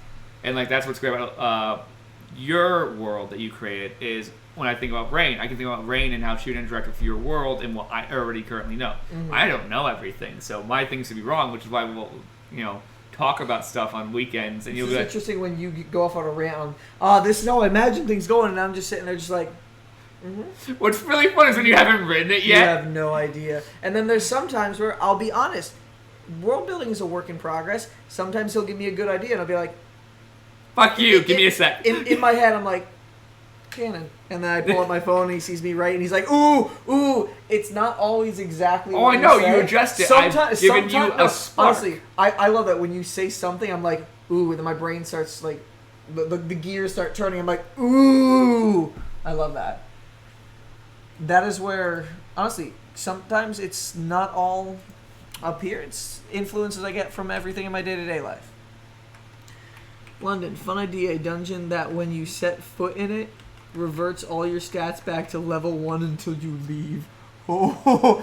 Oh, so you create a bunch of level 20 characters, Yes. and they're about to go, and they're like, all right, we gotta defeat this evil wizard. This is gonna be a cakewalk. You walk inside, the wizard has like a field that reverts you all back to level 1. So you have the mindset of your level 20 characters, but the capabilities of your level 1 self. That would be hilarious, London. I like that idea. Oh, no, these are not going to be the right sites. Fuck. London. I've been thinking of a lot of cool other one-shot ideas we can do in case our main campaign doesn't come back. I might do something like that. That sounds fun. If we wanted to do a dungeon crawl little thing after the heist if we're not back in the main campaign. Or we could just, don't worry, we can draw out the heist for the next 30 years. Oh my god. We can do post-heist stuff too. Okay, does that look close to the same size? Close enough. Cool. Actually, there's actually a new idea that I have for, there's actually a new idea I have for another thing after the heist campaign. I just brought it up to the group. I'll share it. I was thinking of Dungeons and Dinosaurs. Literally creating PCs that are dinosaurs that are the classes. Obviously adjusting stats from their actual dinosaur 5e stats. But it'd be interesting having people actually play different dinosaurs as different classes. I think that'd be a cool little one-off thing. It'd be interesting. Which one would you be again? Triceratops. Triceratops. My favorite dinosaur. Mm-hmm. Who wouldn't want to play as a dinosaur? That sounds like a great time. See, you know what? The real questions we need on job applications. What's your favorite dinosaur? My favorite dinosaur? Mine is Triceratops. High defense, decent attack. Shitty as shit speed because they're Triceratops. For me, high health. I've always liked, and this is stereotypical because me with stories, I've always leaned over towards the main character. Littlefoot was my you mean fucking Brontosaurus? I hate you. Mm-hmm. Brontosaurus is because Littlefoot. I grew up watching. I am a Stegosaurus. No, you're not. It's clearly a Brontosaurus. Tomska, why did you fuck up so much? He knows. He did mention it in. Did you know? Did he know? Yeah, he knew. It's just because the line was "I am a Stegosaurus," but the person who animated it did not draw a Stegosaurus. So he just rolled with it. He just did Fine. not. It's one of those things where you're getting near the end of production, you're just like, whatever. No one's gonna care. Everyone cares in the comments, and you're just like, dicks, that was not worth the gamble. At least it became a meme. Yeah. I am a Stegosaurus. And then he sold t-shirts. Yep. Hey, he made money. It's a good marketing idea. If anybody knows anybody will make t-shirts for us, we can just send them to people. I know, but still, like, it would be good to get. Ducky's a depressing thought because the actress who played Ducky was murdered by her father. See, my brain went to the most emotional scene between Spike and Ducky, and you went to some real shit. I was thinking at that moment, I think Limb Forward time 3 or 4. I know what you're talking about. Where Ducky was like falling and Spike said his first word, Ducky! Yeah, that was I remembered that as a kid. Sorry, that was an epic moment. Sorry about bringing up a actress being emotionally and physically abused by their father until they're murdered. I'm sorry, everyone. That was a downer. This is a happy podcast. Don't bring any of that downer shit into this. Then why do you let me write characters, Bryan? You made my city terrible. Why did you do it? I had... Did that make it fun, though? I had Zista City. Zista had slight corruption, normal corruption. But it was generally a nice place to live with terrible things happening in town.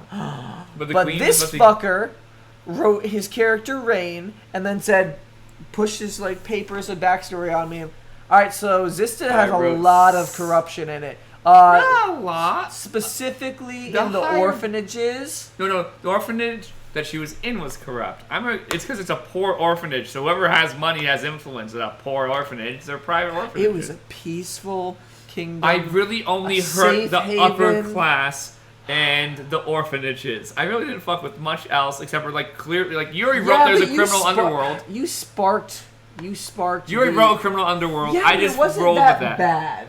admittedly, one of the people who's a criminal is a very bad person, and we're not going to talk about what they've done because that will further hurt the tone of this podcast.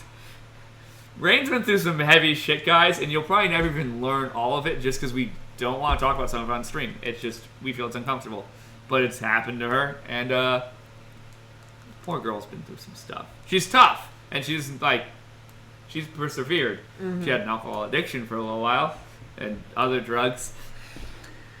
She had some problems.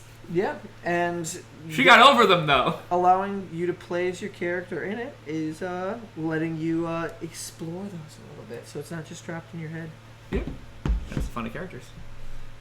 Well, we could also show you. We could show you what Rain actually looks like because we've tried to describe her, but I have her. Actually, do I have her pictures? Go ahead, show our 4 viewers. Yeah, 4 viewers. You get a sneak peek of what Rain looks like in The Sims 4 because it's the only piece of software I have for drawing or character creation. Give me 1 second. I need to create another scene. So, Bryan, distract the players. We're all players in this game called life. Thank you for recovering. But yeah, going into our game a little bit, back with the Misfit Warriors in the main campaign. Oh, I don't have the new photos I got. I have to go get a flash drive. I am not wearing pants. I apologize to everyone. Twitch, close your eyes. Ah! Twitch doesn't care if I'm not wearing pants. They just care that my dick's not out, my nipples aren't out. I'm fine as long as those aren't out. So, me personally... Or I don't have too much cleavage. I hope they heard that. So me personally, where the campaign ended before with COVID, I think it was the perfect and also the worst goddamn spot to stop, because that last session we learned so much. It was kind of like an end of an arc kind of thing before they moved on to the next thing. It was perfect to end there, but also there was so much that I was looking forward to doing after that. Granted, this has given me a lot of time to plan it, so it's better, and I have the city more flushed out, so it did end up working out well. But God, there were so many questions that needed to be answered, so many things that were going to happen.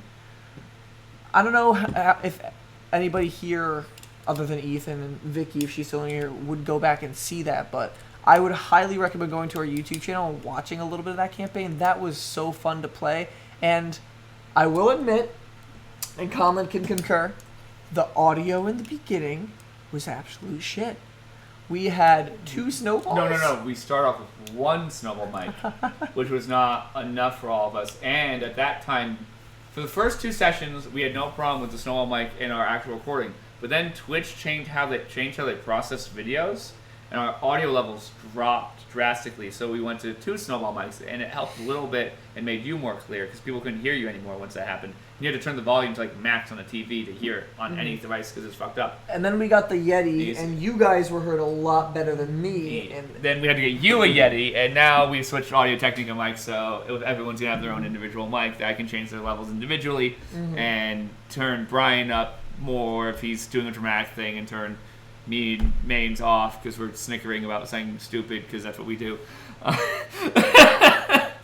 We're being honest. Just unplug me and Mains' mic. Yeah. Okay, I just got the flash drive I need. So, back to what we were talking about earlier, which I haven't been able to describe. Yeah, we've set up things here in this garage. This was way back in the beginning of the podcast, where we are going to have the majority of everybody further than 6 feet away. Bryan and Conlan, like we were saying, they're part of the same close family relations, so there's no way they can be far apart from each other, so they're good. They're hanging on a regular basis. And I'm going to be 6 feet from them. That's the closest it's going to be in the group. We'd have Asia and Vicky over in different corners, and then anybody else, Callum and Andrew, if they ever come on, have them on a screen somewhere separate. We actually have a space. We also have them, if they want to play in session, we even have a space where they can be 6 feet away as well. And it just requires some tidying within the garage. And those 2 are close enough friends where they could be next to each other too, much like you and Bryan. We would just have to ask them if they're comfortable with that, because that is what you do as, friends. Yeah. I think we have asked that already to them, and they said it was fine. I don't remember things, Bryan. I have a very poor memory. No, I just realized I never actually just pasted what I wanted into the fucking folder I wanted. Brian's direction is try code vein for character creation. Yeah, I'll look into that. Someone write that down. Code vein, that's a game, right? I think that was the game. Oh yeah, Code vein was a game I wanted to play so bad. Why didn't I get that yet? The only reason I use Sims. Oh yeah, because I got depressed. Sorry, that was horrible. Code vein is a good. It looked like it was a good game. I'll probably have to play that. That reaction was just so wrong. He was like, "Oh yeah, I got depressed," and I just couldn't. All right. Ethan said, "Hold on, wait." Ethan said, "I gotta ask, why don't you have pants on? Are you against pants? Is there a war on pants I'm missing out on?" I personally am not a big fan of pants, and I can give you some reasons why I'm not a big fan of pants. I actually have real reasons. Oh God. Don't talk about things in your pants, Conlan. No, that's not the problem. Okay, I am a boy who has very thick thighs. I'm not a very heavy set person. I'm very skinny. I'm fatter than I was in high school, but I'm very skinny. But in high school, I had giant thighs too. Mm-hmm. I naturally have really thick thighs and a really large ass for my build. It's just who I am. So I need pants that are super skinny, but have thighs for people who are 3 times my size. So no pants fit. I hate pants. They're all too tight. You're thick? I am a thick boy in terms of my bottom end. He's thick. 2 C's. Okay. I am a boy. Thank you, Mickey. Yes. Conlan, boy. Honestly, if we ever did become famous enough that people watch us regularly, I would love if somebody went back and just picked all the one-liners out of our content. The amount of one-liners they have for me, because I say stupid. The amount of one-liners we had in the session, all of us at times. Damn boy, you thick. That's the ass boy. One of my favorite things that you did was your row your boat. That is a great moment, and I will... Okay, so... Oh my God. This is technically canon, so I can say it out loud. Anybody who's seen our sessions can guess. Brackets had some experience with maybe our world. Anybody who's seen his dreams might be able to guess that. There was a 1990s GM truck. Tahoe. GM truck near Lake Tahoe. Yep. Yeah. You did it near Lake Tahoe because making a Tahoe is just far too that was way too close. That was just way too fucking close. Let me just let me be subtle about it. Not really subtle. For anybody who doesn't know Conlan, he is a big part of his character design, real life character. His personality traits is Tahoe, his truck. Well, actually, it's just vehicles in general and working on cars. He's raining the yes. Oh, are they seeing this on stream? Not yet. I'm just trying to... I'm going to put 3 pictures... I only can fit 2 pictures on this one. I'm going to make 2 slides then, so I'll put 1 slide up. And I'll put us in the fair corner. warning, just in case you didn't catch it in our heist sessions, there is heavy scarring on Rain's face. Yeah, if you got problems with that, I apologize. I just wanted to let you know That was a good choice, Brian. You're correct. That is a good choice. I also have to make sure I add audio to this existing one. What one's the existing one? Give me a sec, guys. Brian, keep... The Tech Paladin, as always, just like in our sessions, at times, even when his character is needed for very important things, needs to go off and do Tech Paladin things. So at times, he's very distracted away from what we actually need to do to be entertaining, entertaining company, show, word? Sometimes our viewers. Okay. Oh, I should put this up here when we're not actually in the way of the headshot, right? Or the tattoos. Yeah. Oh, wow. That was smart, Conlan. Good job. Okay, now I have to add audio, and then this will be ready. Audio is the easiest thing to add, though. God, I do and don't miss all those times in the middle of stream. Bracket, you're doing a thing. Hold on! Bracket, you're literally one being talked. I am currently... It's your turn in combat. Oh God, wait until Rain and Conlan are on the same screen at one point. Conlan, your characters are having a conversation. I'm busy. Are these both set to the wrong? Discard whatever. Oh, these... Good night, Ethan. Good night, Ethan. If you can, leave our stream on your phone just to keep that continued If you viewership. wait like 1 second, Ethan, you'll get to see what rain looks like. Wait 1 moment if you can, Ethan, and afterwards just keep your phone on the scene. just to keep a viewership and help us make affiliate and stuff like that. So are you guys all disappearing? Okay, well, Vicky knows what rain looks like. She's seen the images. So this is what rain looks like. Those are 2 headshots. I had more that I created in The Sims because I had one with a different hairstyle. Maybe it's getting too late. Maybe by 12 we just do a 2-hour podcast for our first cast. Yeah. Oh, he's saying goodnight to Vicky. Oh, okay. Ethan's still on board. Oh. Cool. Thanks, Ethan. Cool. Okay, so this is Hey, look at that chat conversations. Yes, so this is what Rain looks like. She's our wonderful rogue and leader of our rogue party. She's highly tattooed. Her tattoos probably don't look exactly like that because I'm working with The Sims. Very limited on The Sims design. Yeah, there's not enough like full sleeve arm tattoos. The one that has more flowers in it is probably more close to what it is, minus the scales. Those are kind of... Oh no, maybe she does. I don't know. Maybe there's dragons. I haven't decided. I'm going to one day actually... There definitely are dragons. You just met one. No, but like in terms of like the draw, I'm going to eventually physically draw what her tattoos look like, which is going to have to cause you to be like, oh, those are what her tattoos look like. That would probably amend some conversation she's had with people. It's just what's that called? God, oh my God, what's that called when you just change something? Retconning. Retcon. God, I hate my brain sometimes. That was a really easy one. Yeah. Don't get me started on the time I forgot how to spell the word little. What? I spent 2 minutes. I couldn't think of anything other than Liddle. I'm like, I know it's wrong. What is the correct spelling? I hate my brain sometimes. She looks like a female Witcher. London. Oh, sorry, London. That is the character he wants you to draw. Yeah, sorry. I will give you tattoo designs, though. I promise. I will give you tons of reference pictures. You know what? You're gonna have to give him tons of money for the time he's gonna put into it. Oh yeah, but she's a beautiful, sexy woman, and I will let you draw lewds. I do not mind. That's public on stream now. This guy writes the campaign. Good night. I was saying about it. Looks like a female Witcher. I dig it. Hey, she's a bamf. Honestly, Rain is a bamf. She's a fighter rogue, so she's got the sneakiness, thievery kind of mastermind going on. But the interesting thing that he's running with her, she's not this level fighter yet, but she's going to be a battle master fighter, which means she's going to be a strategist. So it's going to be interesting, a mastermind and a tactician character. Yep. And that is something Conlan likes. He likes being the one calling things in charge. He wants to be a general in real life, basically just somebody be like, I don't need to do anything. I just need to tell all you fuckers what to do, and you'll do it for me. Please, yeah, I'm just going to inform you how not to die. Why is there a picture here that isn't attached to anything? Whatever. Yes. Is that food really not here yet? I don't know, because that's when we're supposed to take our break. Yeah, it's saying 12:05. We might end latest arrival 12:20. It says. We might end our stream when we get our food instead.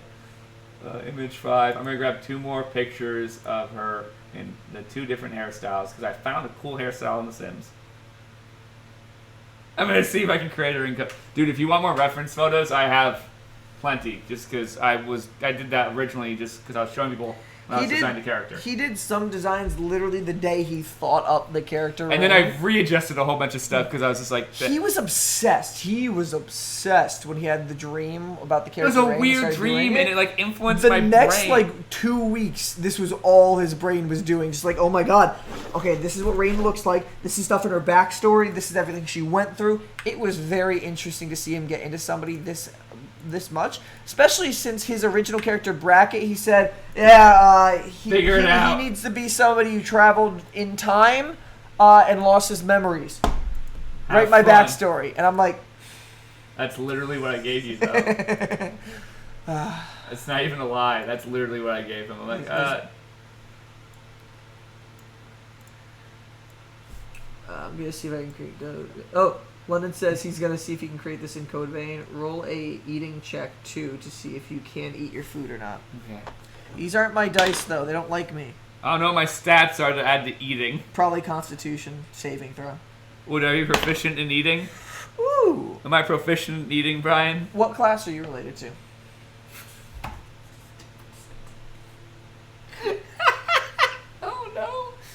probably Paladin's probably the closest to my real life thing. Paladin with some barbarian. Paladins are strength and constitution, so no, you would not. Okay. No strength and charisma. If you wanted a constitution, it would be barbarian. I told you I have some barb in me. You know that.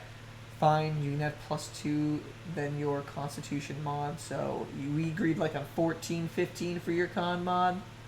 So I'd say you can add 5 to it. So you got a 15. I got 17, bitch. That's okay. You have some more face shots because I'm fixing. Top. This should be good. I must give you face shots, face customization, rank SSS, body customization, rank C. Oh, for the program you're using? Yeah. Sims is good for body customization, actually. It's really good. There's some face stuff that I definitely wish it had some things. Like, it needs some more freckle designing and stuff. The absolute best character customization thing is? What? Saints Row 4. That's true. You can so easily download the mod to just make you naked. You can do anything you want. You can be gold, blue, green. You can be whatever the fuck you want in Saints Row 4. Far too much work into it. Yeah. It's because they took the Saints 3 one, which is already ridiculous, and just went, let's add more stuff, and went, what? Yeah, they said, okay, so this game has aliens, so we're going to have any option possible. It's like the Borderlands guns of customization. Borderlands had any possible thing, billions of different combinations. That's basically what Saints Row 4 is. There we go. There's another 2 headshots. Oh yeah, Skyrim modded has some crazy customization options. It's just it also can cause the game to completely die. Yeah. Because some mods are not well coded. I want to be frank here. I do want to start streaming certain games. I really do. And I saw a video. My friend Matt and Kev showed me a video 2 weekends ago. And it was basically somebody who was playing Skyrim with 500 plus mods added in. Oh yeah, you can do and that the shit. Story following that shit was just stupid funny to watch. I actually am interested in actually getting my first PC so I can do games like that with modding. And then also I want to do custom zombies in Call of Duty games because custom zombies is so interesting. I've seen so many videos on about it, and I want to try some of those maps. And now I'm gonna get some young Rain pictures. And then he's putting up Rain before what caused all of her scarring. Yeah, this is As cute. you can see, he is obsessed with her. Once he really, starts, it's not that hard in The Sims to customize a teenage character and a. Once he starts talking about her, he cannot stop. Dude, she's wonderful. To be honest, I do the same thing with Bracket. If I get into the tangent with Bracket, Mm-hmm. I do love him too. I've not created him in The Sims because he's a little harder to create. I've not sat down and done it because, like, I have a drawing of Bracket that's fucking wonderful. Mm-hmm. So, like, why do I have to do it?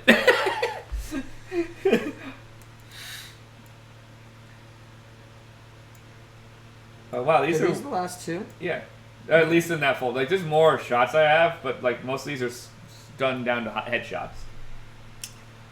PC's better than consoles. Yeah, dude, I understand, London. I never got obsessed with characters Life. I wrote PC's until great I too. got into D&D. We're gonna have to shrink us in this one. What's more important, us, the actual people in the podcast, or your character? Your character, Right? Wonderful.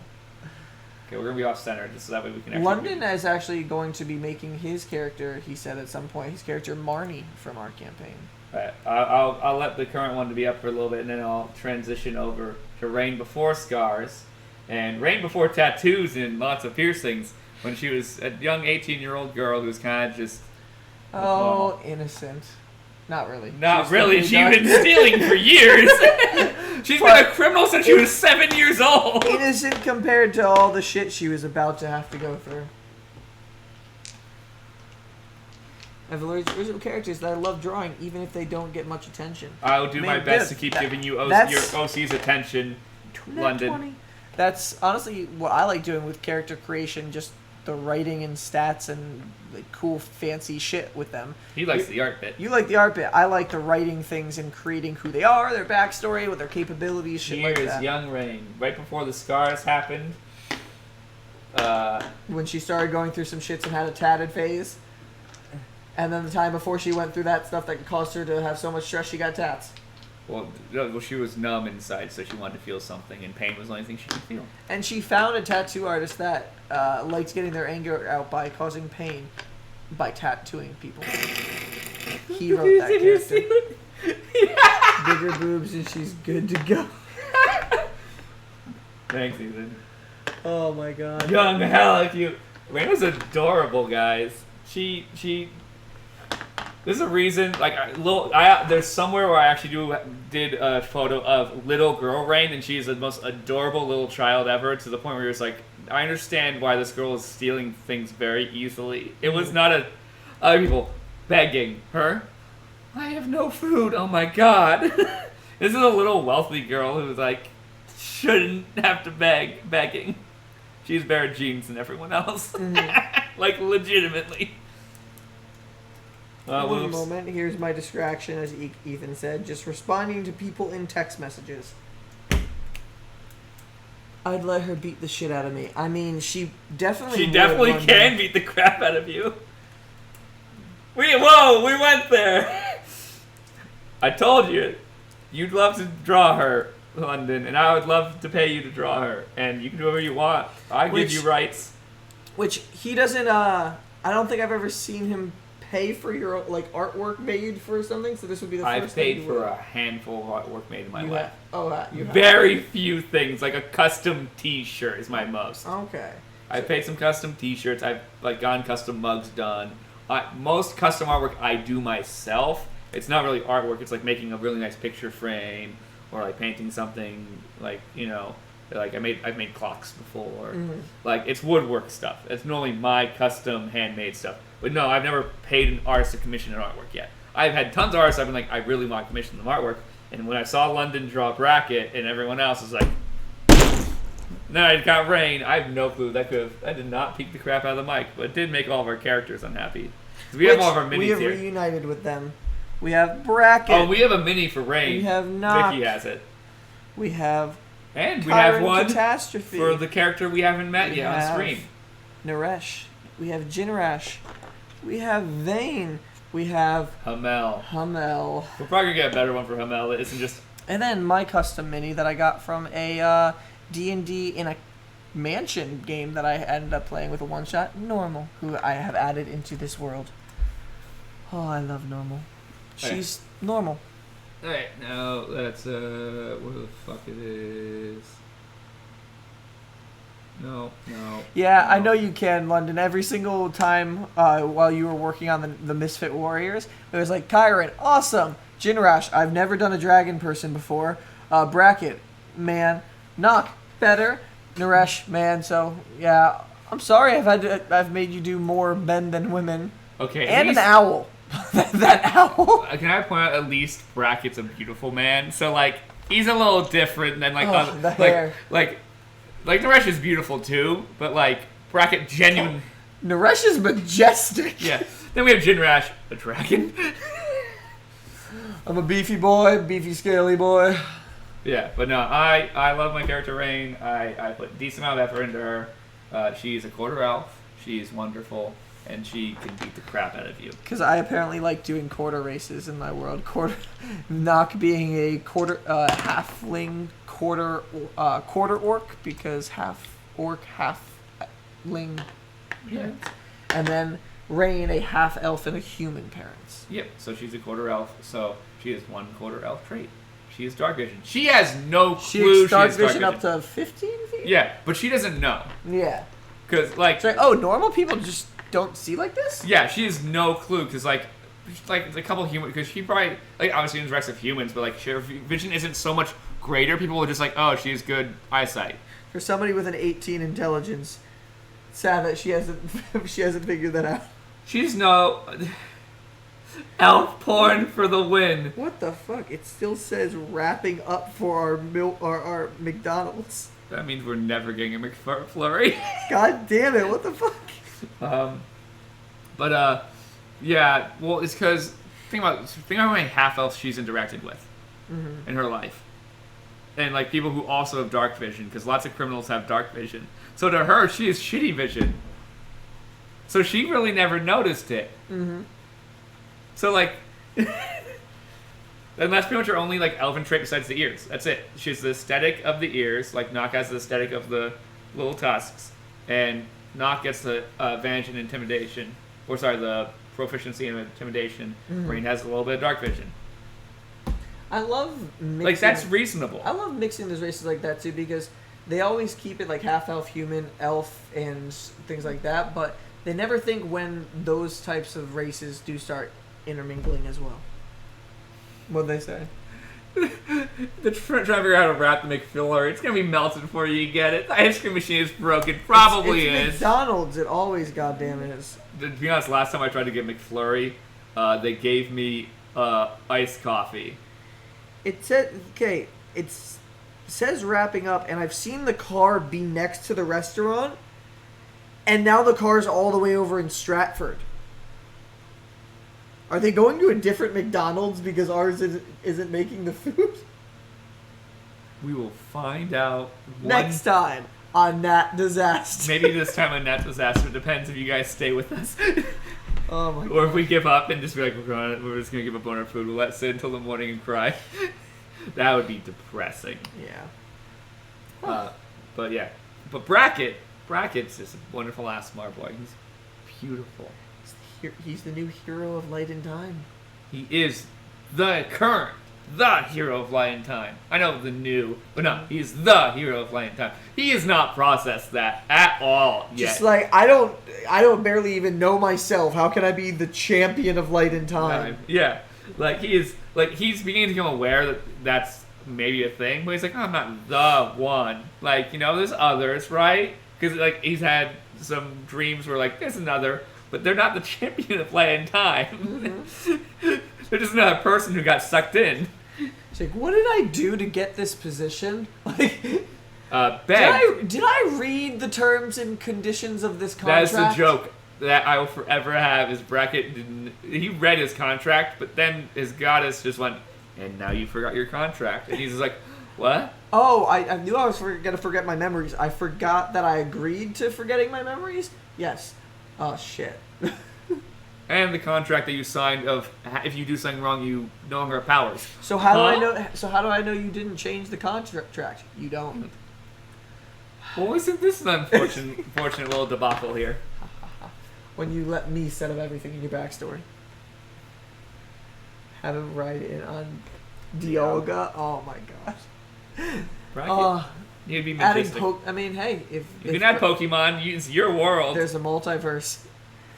Yeah, there is a multiverse because our spoilers. Maybe something happened with our Humblewood characters. If you watch the Humblewood campaign all the way to the end, find out on the Session 10 ending of Humblewood. Yeah. Well, speaking of Humblewood, there was 2 drastic differences between your Humblewood campaign and my other Humblewood game. The other Humblewood game. Bryan, we lit the tree on fire. The drastic differences were really drastic. Yeah, you guys. The forest is currently on fire and it is our fault. Yep, you guys don't know what world you're. The world was already struggling with one entire section being burnt down. You started a forest fire that might burn down another section. In a winery. Yep.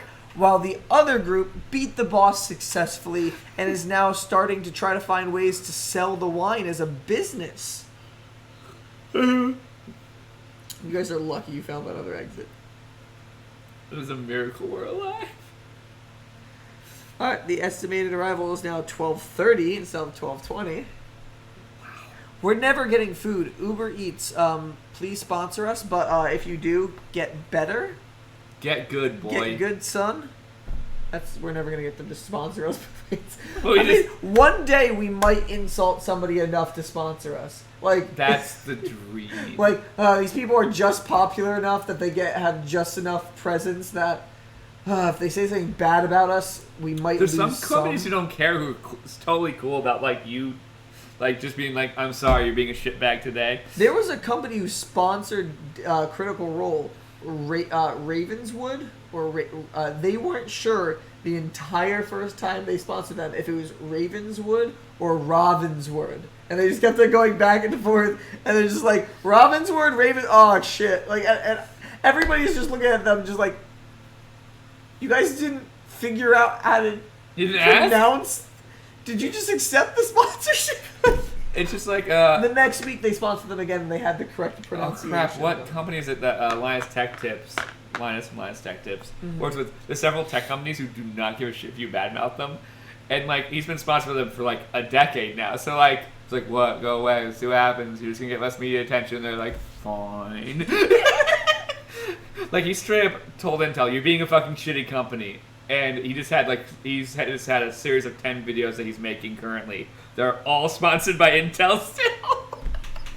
Even though he just ragged on them for fucking like crazy. Some companies just don't care. Like them sponsoring. I can guarantee if you get your food, it won't be correct. You're right. I'm not gonna get a McFlurry. I'll be real sad because it's all I actually want. It's gonna be because I wanted a McFlurry fucking 2 weeks ago and I didn't get one. It's gonna be like a hot fudge sundae or something like that. I could live with that. It's not even gonna be hot. No, it's gonna be a fucking coffee, and that's just gonna make me fucking pissed. That's what they did last time. They gave me a coffee. I don't drink coffee, and I was just like, well, this is a complete waste. Where are you going? The car's still moving on the tracker. I think they went to go do a Lyft, or went to do a DoorDash. So our food is definitely cold right now. Pretty sexy. I got fries and a fucking McFlurry. And did you say they went to go do a Lyft when we're using Uber Eats? No, some people drive for multiple. So say like for some reason. Fair, but wouldn't you assume if they were doing Uber Eats they would do Uber? What I actually meant DoorDash. I'm just stupid and forgot Lyft does not serve food. That's true. Wow, I didn't think about that. Most services have. They're switched only one. To do food now too. Except for Lyft doesn't do that. Yeah. They're fine with their market. So, is there any other questions you guys have for us in our D&D questions world? Our friends, our places in life. Mm-hmm. How potatoes are made. Ooh. They grow on the ground, Brian. That's it. Yeah, but let's find a way to stretch out how potatoes are made for 20 minutes. I'm sure we can do it. We can talk about vodka. We can talk about actual French fries. We can talk about... I'm Irish, boy. I can talk about potatoes for fucking mashed hours. Potatoes. Latkes. We're not going to do this. We're not going to talk about potatoes for because they want us to be hungry the rest of the night because we're going to get our cold fries. Well, it looks like the car is coming back to McDonald's right now. It's on the highway going in that direction. Your McDonald's and go all the way to fucking Bridgeport. I hope. Do you know where North Ave is? Where the Bridgeport DMV is? Yeah. Our McDonald's was picked up in the Milford McDonald's. Driven all the way to North Ave and all the way back. There's a McFlurry in there. It was a fucking soup by the time I got it. It was warm and liquid. I was so pissed. Casey definitely bitched about it. Like, our driver drove for a half an hour with our food. All of our food was cold. I didn't eat anything. I ate like 2 of my nuggets. Did you remove your tip? Or like, did you complain at all? She removed her tip and she complained. Okay. Casey's a spiteful bitch when people get her food wrong. Which is reasonable. Because like... Dude, her today, she ordered food. Where did you guys get that food from? For which? Oh, from Fridays. Fridays. They got TGI Fridays. And she was like, the only thing on her mind was her food. And I loved the second she got her food, the only word in her vocabulary was food. That was adorable. That's who I'm marrying. She's an odd one, but she's cute. Hey Casey, how you doing? Food. What's 2 + 2? Food. Yeah, that's how she was. It was funny as hell. She's an interesting one. Like, if you've got questions for our production, anything, dude. I don't give a shit if you want to ask weird questions about... Okay, we're not going to answer weird questions about our sexuality. That's a little too much, I think. Actually, we've gone to the After Dark portion of our podcast, so maybe. Ow. I can't wait to smack my knee into the table every 3 minutes forever. Which is funny, because I have way more room here than I did in the streaming setup. I still smack my knee every time. Mm-hmm. Officially, the large quantity of alcohol I've drank is in my system.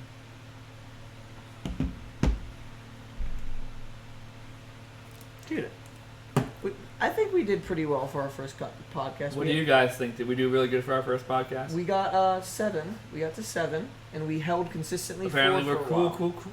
Good. Good. Now all I'm thinking about with that cat with the glasses, Ethan, I'm just thinking of your cat now. I haven't seen... You said you promised during quarantine you were going to make a lot of TikToks with your cat, and you failed. How rude. This city. Ethan, you failed this city.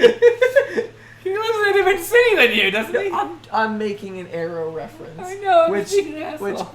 Andrew is 100% gonna do that at one point in this campaign with Delson, because he's basing this character off Arrow, basically. It's a mixture of Arrow and Batman. You have failed this city. He's gonna do that at some point. Oh yeah. I hope he actually changes his voice when he's the Shadow. I want him to sound like Batman. He's like, you have failed it. Oh, so we have to stay on until we get our McDonald's. Okay, oh my God. that's reasonable. That is the arc of this podcast. I'm okay with that. That's totally fine. That's got to be the name for the podcast when we upload to YouTube. No. It won't be the name. Like, it'll be McDonald's. Like, it'll be our like normal thing. Our first podcast. DisasterCast. And then it'll be like the extra thing: McDonald's ? And then like we'll have our main thing what we talked about in the podcast. And at the bottom, did Bryan and Conlan ever actually get their McDonald's? Find out in this Nat Disaster podcast. It's gonna be the Twitter. It's gonna be the tweet that goes along with it when I post it. Yeah, absolutely. Oh my God. We will stay until we get our food. And then we'll do then it will turn into a food review. Oh yeah, we'll review our food. We're gonna turn this podcast into a review. Yeah, well, intermission when we go walk outside to grab a pathetic excuse for food that we're gonna get, because I guarantee the bag, if there's been a McFlurry in there for an hour. It's been made for a while now. It looks like they're in the drive-thru right now picking it up. Because that means that there's been a McFlurry sitting in a paper bag for at least a half an hour. So it is melting through that goddamn bag. It is a soup. Straw for you. You're gonna be drinking that. Just down it. M&M's juice. Oh yeah, it's the hard bit. It's like swallowing a fuck ton of pills. Yeah.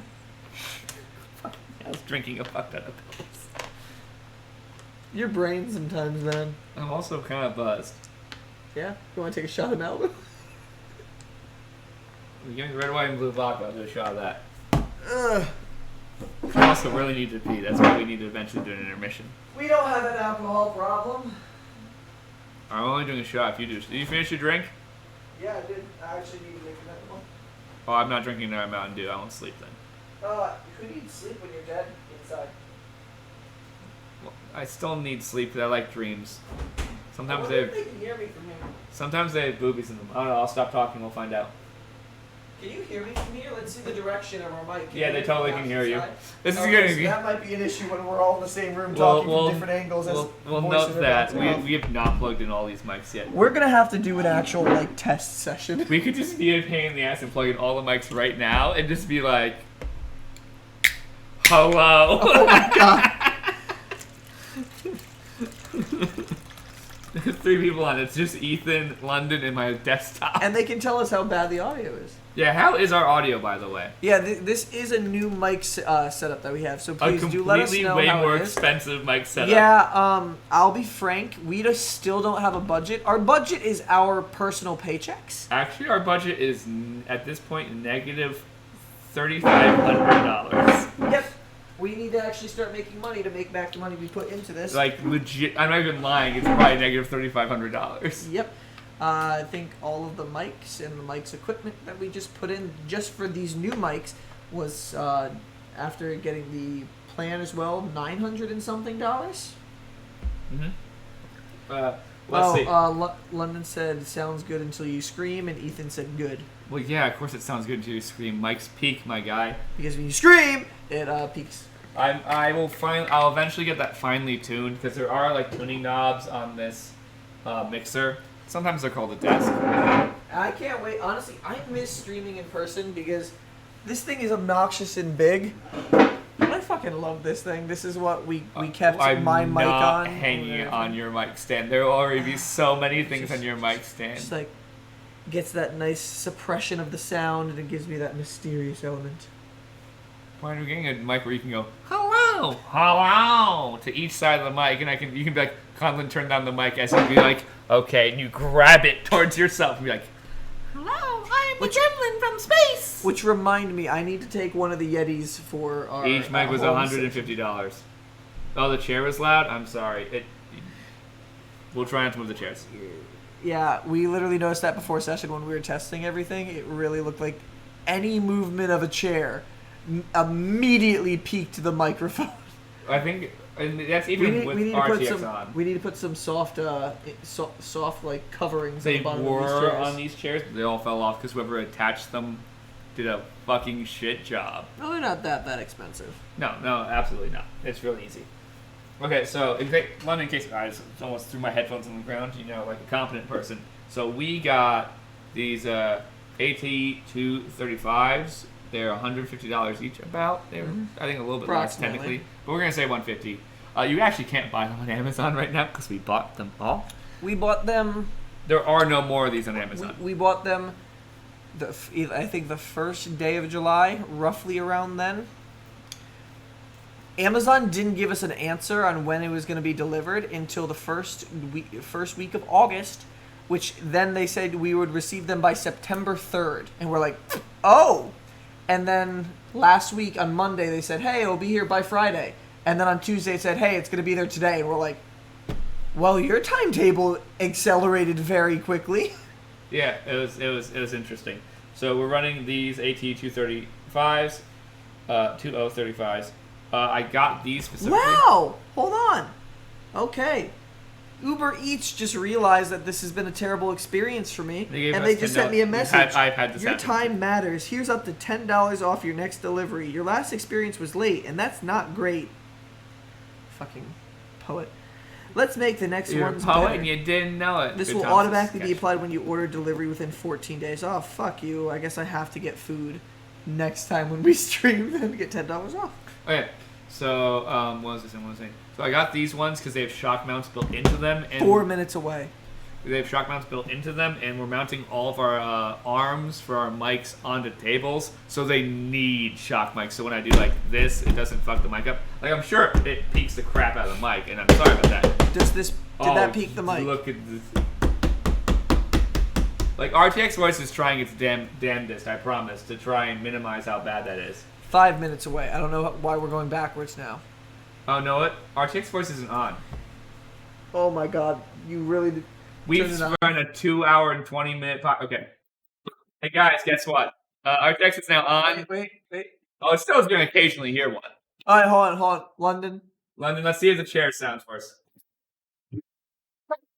We have solved the problem. We did not turn on RTX because we are fucking stupid. we're incompetent. There's a difference. Oh, it's because I was like, oh, I turned on RTX Voice, but I didn't click the stupid checkbox. So now you won't hear our chairs. So that means all the things that that means they've heard the fans this whole entire session. Oh no. Were the fans bad? We thought RTX was on and it was gonna keep the fans. Luckily these fans don't neither the fans we have on are rattly, so it's not they're pretty consistent hum, so they're not that bad. That one used to rattle, but magically I sprayed a lot of paint in this room and got a lot of paint on the fan and it stopped rattling. That's not how things are supposed to work. I am surprised it's still healthy to breathe in this room. I open the garage door occasionally. Occasionally. It's called beating the joke, right? Yeah. Audio sounded fine to me. Didn't even notice fans. Good. Okay, so good to know. Fans don't get picked up that well on these mics, at least. That's good. Well, they're designed to... Do these mics have some sort of voice? They're designed to get rid of some background noise a little bit on their own. But very loud peaks like this sounds like drums to it, so it thinks it needs to pick it up. Okay. Yes, you have to remember these mics are designed for audio recording, like music. We've had insane jumps in our mic technology. The snowballs were very base but problematic. The Yetis solved the problems when we were in person still with 2 of them. Yeah, voices are going to get back when you talk further away. That's just how a dynamic mic works. You're supposed to be close to them, within 2 feet. You know, that's why all these Twitch Fortnite streamers are like this when they're gaming. You're kicking the fuck out of the mic. Absolute kicking the fuck out of it. You're welcome. Okay, but so we're now running, if you guys weren't here in the beginning of the stream, this wonderful mixer, which now it's no longer reflecting all of the light in history, which is a 10-channel mixer. This is way overkill. The only reason I got this mixer over the 8-channel one, which probably is the one that's more recommended for podcasters, is because it has 5 XLR inputs, and we might need to run 5 mics. Because if we have me and Mains, Asia, Vicky, because they're going to be separate because they are separate households. Mhm. You, Creevy, and potentially guest in corner. That's 5 mic setups. I do have 6 XLR cables just in case. So if one of our XLR cables get damaged, we're fine. We don't have to order one. Because we run into many issues where we had just enough equipment before, and something Then happened. Or like a USB cable stopped working. Yep. And we was like, Time where my mic just decided to stop being not my mic, my video camera just decided to stop being a video camera. we had to use our shittiest mic, Yep. our shittiest camera, because that's all we had left. Both messed up mic there. We're fucking retarded. I'm sorry, that word's 2020. Can't use that word. Is this a virgin off? No, because we both actually had a lot of sex in our life. Sex is grand. I love titties. We're just trying our first podcast. Welcome. And we've been We wanted to virgin off. We would continue talking about D&D for like 30 hours. Yeah. But still, we both get laid, so it doesn't matter. So suck a dick. So ask a question if you want. But yeah, We answered that one. See, we did technically answer that question as assholes, but we answered. Yeah, we'll answer anything honest. Oh my god, I just want to know if that McDonald's is coming. Yeah, that's the only reason this podcast even thinks We had an intermission like a half hour ago or something. An hour ago. I'm gonna do it like 11:30 when I said our food was gonna get here, so I can go. I had to pee for an hour. Let's see. To be fair, the blue shirt gave the 40-year-old virgin response. I've had lots of sex. Oh, when you hold titties and they feel like a bag of sand. That's a very description of how titties feel. You've seen the 40-year-old virgin? Yes, I understand. Actual quote. I know. Okay. You're right, the script does say nerds. But admittedly, all my shirts are very geeky because my fiance buys me very geeky shirts because she loves me deeply. Mm-hmm. And She embraces I'm a nerd. I also work on cars, too. So, like... yeah, we can talk about anything. We're just doing nerdy because our dirty friends Yeah, are today's nerdy stuff, but we can go power tools. Power tools are on... literally ask anything. I have an expertise. We have a wide range of topics. Want to talk about computers? I can talk about computers too, you know? Yeah, but This we is definitely somebody in the beginning of session too much tech talk, so that's why we haven't gone on. I'm holding a laptop like it's a toy, Bryan. I mean, you flung one like it's a toy before. To be honest, this laptop's pretty durable. Thank you, Lenovo. Lenovo sponsors. You make great laptops, like dead ass. The tough ThinkPad, wonderful. But since there's no new questions, I'm just curious. Going back to our D&D thing, I wonder where Questions from? I have questions for you as a DM, but I can't think of them right now because I've had them before and I know them. I wonder where this heist is going to take Rain specific. Good job. I missed. In case I was wondering, I frisbeed an Ethernet cable and missed the Oh. box by about 30 feet. The food is here. Okay, guys, we will be right back. I'm gonna pee. He's gonna get up, grab the food, and we're gonna be back. And then we will we'll be not on for open. We will not open it until we're on stream. We will Just be 1 on second. for a food review.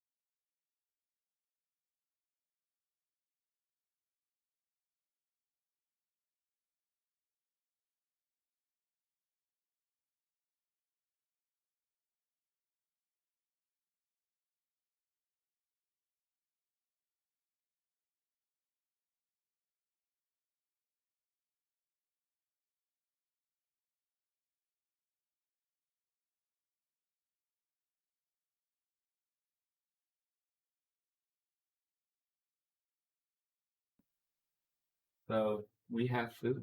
Time for an unboxing. Well, not much of an unboxing, more of an unveiling. Finally revealing. Actually, we're gonna call it an unbagging now. Oh God.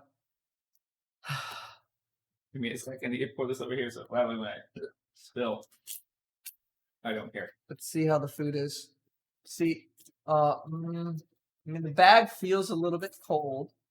I can't tell if that's a good thing for the McFlurry or if that's a bad thing for the food. It's a bad thing for the food because there's a McFlurry in there.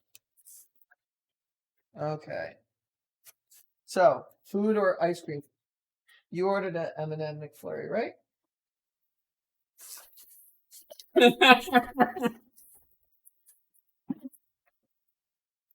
My chair. He totally killed the chair. That's an Oreo McFlurry. You know what? That is a whole step closer than last time I ordered a McFlurry. So, like, What did they give you last time? an Irish coffee. Oh, God. So now it's caramel coffee. So nowhere close. Looks like they got my drink correct. The Sprite mixed berry. Napkins are a little bit lazily thrown in here. Oh yes, that's just the worst. Your fries, I haven't touched the fries. I don't know if it's hot or not. They're not horrible, but they're They're warm. They're not hot. They're just warm. They're definitely not. What? The suck is in my throat's all fucked up. Hey! They told me they were going to give me 2 barbecues, but they gave me 3. It's completely useless for 10 chicken McNuggets. You actually need 1 3/4 barbecue sauce packets to eat 10 McNuggets. Yeah. But hey, I mean, depending on how you dip, I guess you get 1.5. 0.10 of an extra star back for an extra barbecue sauce. What would you rate this experience, Conlan? That's a wrong 30. They didn't fuck up fries, but if you fucked up fries, I don't think you deserve to exist as a restaurant anymore, and we should be able to cut every person's nads off. This is also warm, so. I don't care You were right now. expecting I it like- have a cough launches in my. Is it a soup or is it still pretty held well together? Well, it's still McFlurry. What's What's gonna happen eventually? It weighs something. I have a cough drop in my mouth right now, so I can't even eat it right now because my throat's so fucked up. Next time we do this, maybe we'll get Burger King. No, Maybe we'll get Sonic. maybe. We'll have to do Burger King one time. We're gonna go through the next see who does better, who's better at night service. The flaw is some restaurants close too early, so we're gonna have to do some podcasts way earlier today. Well, which is perfectly fine. My cough fell in my mouth, so now I can eat my McFlurry. Not how I was a fucking McFlurry. So, what do we need to get to the next level? Twitch affiliate and stuff like that. What were the rules again? Because I want the viewers to know so they can help us out. 25 concurrent, maybe. Maybe it's 25 followers. What's the next step? Are they 25 followers and then it's like 7 concurrent or something like that? I don't know what the concurrent is, and then it's like 5 talking in the chat at a time, which I think we might have had today. But it has to keep on happening, and you have to stream a certain amount of hours per week. Which the hours isn't the problem. We have to stream more days. Which So now we're doing I a would podcast. It's gonna be easier. Which I would also have to do some zombies content. Well, no, even just the podcast. I'll bring up the boys, the Call of Duty boys. With just the podcast and us doing more consistent D&D, we should hit the numbers for easy. And yes, it has been a long time coming, London. Yes. We actually got our food. I don't know if you were you talking about the food or the podcast? Because we've been talking about doing a podcast for a while. I think you mean the food, but He does mean the food. Well, They said when we first got the food. I was paying attention. But London, you do need to come for one of these podcasts because I want to talk about your art. We can talk about art and all kinds of stuff, and then we can both try other things in D&D and our friendship as friends because we've been friends for years. we can also. How long have all of the 3 of us been friends? I think you met London the same year I met you. So What? I don't know how close you. I don't guys think I met were. London my freshman year. I think I met him my sophomore year. Okay, so that would be 10 years. I don't know how closely you guys were friends. We're not. We ate lunch together a couple of years just because, we had no other Like, not that we didn't have friends because we had friends at the table, but like shots at London. No, I wanted lunch with London because oh, come on, London's here. Like, it's much better than fucking other pains in the asses I could have sat with. Nah, I'm gonna go sit with London. He's fun. Thank you for being here, London. I love you so much. No, absolutely. Like, no, for a while I was sitting with London and Jeremy. It's an experience and a half. One of my Humblewood guys. I miss you, Jeremy. You're not watching the podcast, but like, I still Snapchat you like once a month, just like, hey, love you. Gotta love Jeremy Peterson. I miss that kid. We're the worst kind of friends because twice a year we're like, we need to hang out. Laughing, talking, and eating, and we're dying in the process. My throat's also fucked up because I talk too much. Oh, hold on. I talk too much in a podcast. They didn't give me a straw. -1 star. Sorry, it's now 0 stars. So go fuck yourself, McDonald's. Drink it like a savage. And they only filled it up like, still like an inch of milk. Oh no, that's your Malibu space. Where's the Malibu? It was on the table. Malibu, sponsor us. We have no complaints about you. Like, you are going to make this drink significantly better. Like, you don't even give us hangovers. Even your black version is pretty dope. Oh yeah, absolutely. So I like rum. Yes, I'm still pouring. But no, I was talking about like Jeremy. Me and Jeremy, people who like that group of friends that like text each other, yo, we should hang out and like party together, and nothing ever comes of it ever. This is like I texted him like during the yearly party, I'm like, yo, Jeremy, come over. And he's like, okay, cool, and he didn't show up. One could definitely drag him too, because London's really good friends with Jeremy. Yeah, me and Jeremy used to be so me and Jeremy have been friends since middle school. Like, we've been friends a really long time. It's one of those friendships where, like, we've just been friends for a long time because we were the obnoxious kids in middle school. Those kids everyone else hated, but we were fucking livid and happy and like having a grand old time. Everyone else wanted us to die, but that's fine. Fuck them. We had a great time. Fucking middle school, great time. Oh, let's not turn this podcast into we're not talking about middle school. Nope. Creevy. Ethan. Bryan Creevy. That's just for you. That's why he calls me at work. You're still creepy to me. Because I get to experience the tail end of that when you was freshman year. PTSD from that name. From freshman year, because we had multiple. Because did we have gym together freshman? No, we had gym together sophomore year, and we had science together freshman year, and we had science together sophomore year. And I was the only one in the class who could read your handwriting. Yep, it's the only one who corrected my test. So a couple times you were like, Conlan, I think you got the right answer, but I could no clue what you wrote. So I said yes. I think I got higher grades, not because like I definitely probably knew the right answer, but like no teacher would have known what it said. Do you know Mr. McGreddy had to grade all of my tests every year for my entire time I was at Johnson Law High School? Really? Every other teacher, because they knew I was really close with McGreddy, would go up to him and be like, can you read his handwriting? I told him this my senior year that he graded 2 of my math tests that had to like explain your work like sentences. So he had to grade it from Rags, because Rags was like, I have no clue what the kid wrote. Hey, that's why honestly, nowadays with school going on, a little bit of a benefit. Everything's typed, so there's no handwriting. I type and write at the same speed, so it's irrelevant to me. At least online has autocorrect. That is true. You don't have autocorrect in real life. I know I've spelled the word wrong, though. I could tell you I could tell you every word I've ever spelled wrong when I write. Like, I wrote a whole sentence, you're like, Conlan, which ones are wrong? I'll underline them all. Like, you know all those are wrong? Like, yeah, I know they're wrong, because I know I spelled them wrong. But you don't know the spelling. That would be why I spelled them wrong. I got the best I could. You guys have probably seen on stream a few times. It's my favorite shirt of his. It says, I'm an engineer. It's spelled engineer wrong with an X to it. Engineer, again, wrong, X to it. Engineer, again, it's wrong, like 3 X to it. times. And then it says, I'm good with math. Yeah, that's who I am. I have trouble, man. Best Words shirt, are hard. best shirt you own. I can't talk about who bought me that shirt. Well, then no need to. Oh my god, all the fries are like soggy.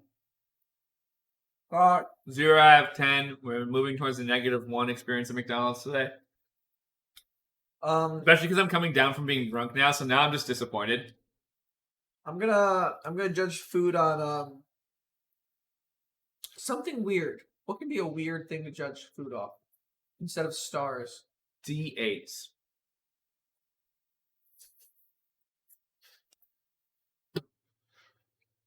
5d8s, and then you get to see what you roll. So there's 0 d8. So you got a 0, McDonald's. Fuck you. I don't even roll for you. Actually, we take whatever rolls we should be attributing to you. If you're a 10, that's not a D8. And we minus all those numbers from your score. Average of 10 minus what that is. That's minus 16, negative 6. That was only 3 D8s because I'm lazy. McDonald's. Sorry, man. Step up your game next time. Or Uber Eats. I mean, come on. 1, McDonald's got that wrong. 2, Uber Eats had an issue. Yeah, Thank you at least, Uber Eats, for giving me $10 off my next order, but come on. Consistency is key, guys. All right. So, What's good is this computer never ramped up the fans and got loud. I was worried about that. So, the only difference is when we play, there's going to be a lot more equipment attached to it. That's not super. The streaming part is the most intensive part. Okay. And maybe having several more mics might add more intensity. I have no clue. We'll find it. Exciting Next time on Nat Disaster. I don't know if we're going to sign off yet. We're going to sign off, Bryan? I have no end card for this. I'm sorry, guys. I don't have an end card. I'm lazy. Well, this is normally the one I use for my streams where I don't care. Because I'm like either being like, yo, here's a game I'm going to play for like an hour. Or here, I'm building a Lego ship. So, like, they're real low-effort streams, so I don't need an end card. I just end the stream and then I stop streaming. Mm-hmm. But I will need to set up one I'm going to set up a scene collection specifically for podcasting now. All right. And, dude, honestly... maybe we'll start doing this more often. I think Callum's going down to visit Andrew soon, and then they were thinking about coming to visit... Isn't it going across? What? Wouldn't be going across? It's down he's in Albany. I mean, it's a slight decline. Isn't he near Albany? I think. That's across. Because that's like taking 90 all the way across. Slight decline. So there's a little bit decline to get to 90, and then it's directly across taking Route 90. Still down. Now, if you do the vector, it's closer to across. Okay, we're not bringing physics into physics class. That's why I did it, because I knew. London. Regular physics class after I dropped AP Physics. I know a few people were in there. Like, I think Mallory Seidler? Seidler. Sorry, I'm terrible with names, Mallory, if you ever watch the stream, which you're never going to. If Mallory ever watches the stream, we've gone way more mainstream than we ever expected, okay? Like, that's a whole next level for us. Yeah. If we shout Mallory and she somehow texts us, that's a whole next level. There's other friends that we have who I can imagine like watching our stream. Did you pronounce my last name wrong? You what? Like, that's a whole next level. Like, she's not watching our shit. We're not her demographic. There's other women that we know who like we're not their demographic, but like they're more likely because they're our close friends. Like Courtney watched us because she's a good friend. That blew my mind. She's the opposite, but it's because she really supports us because she loves us. Which is weird because we have not hung out recently. That literally blew my mind. She said she watched like the beginning half of a session, but then she said she was very confused, and I was like, "Yeah, of course, I get why you're confused, but oh my god, you were watching my D&D." Thank you, Courtney. Courtney is such a good friend. She's always had my back. She's had my back a lot too.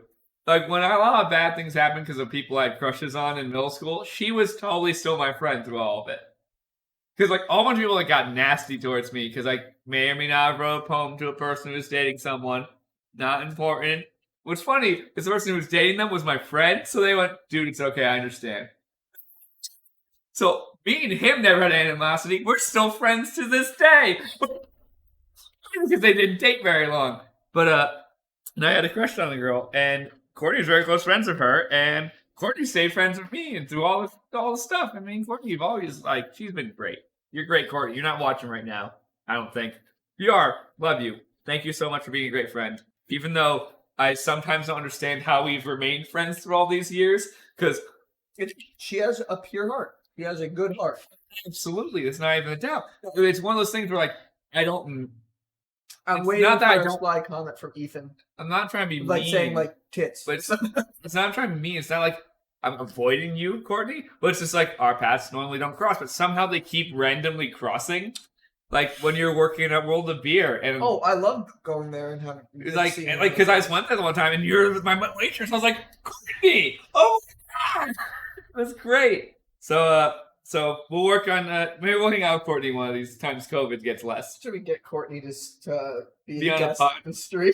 She would come on podcast because we would bullshit about all kinds of. The weirdest stream. Like, everything is so off base of what we normally talk. It's fine because we get all face ready. We know who we are. Tangents. That would just be a whole new level of tangents. Oh yeah, it'll be fun. We just have to make sure we avoid politics because us and Courtney don't pull. Because you're on the other end, Courtney's on one end, and I'm more in the middle. And I'm just like, okay, everyone. Okay, that's the thing everybody confused with me. I'm not liberal. I'm moderate liberal leaning. Like I'm more a lot of left views, but Courtney's a lot more conservative. Oh, sure. She's more conservative than me. See, I'm left leaning moderate. You're right leaning moderate, and then Courtney's I don't think she's crazy over there. crazy conservative, but she is conservative. She's not a moderate. Yeah, Those conversations that would be political. I would not want a political conversation because we'd all get angry. at each No, other. I'm saying a political podcast. That would be. Me and Bryan could do a political podcast all day long because we have very similar views on a lot of things. Or even if we disagree, we're willing to compromise to a real answer. We need to talk. There's so many things we need to talk about in podcasts. But both of us are willing to compromise as long as we can find an answer that solves the problem. That's what we care about. We care the problem got solved. We don't care. I got the right answer. I got the other answer. I got the problem solved. And if one of us has a better answer to it, we're like, great. We're solving the fucking problem. That.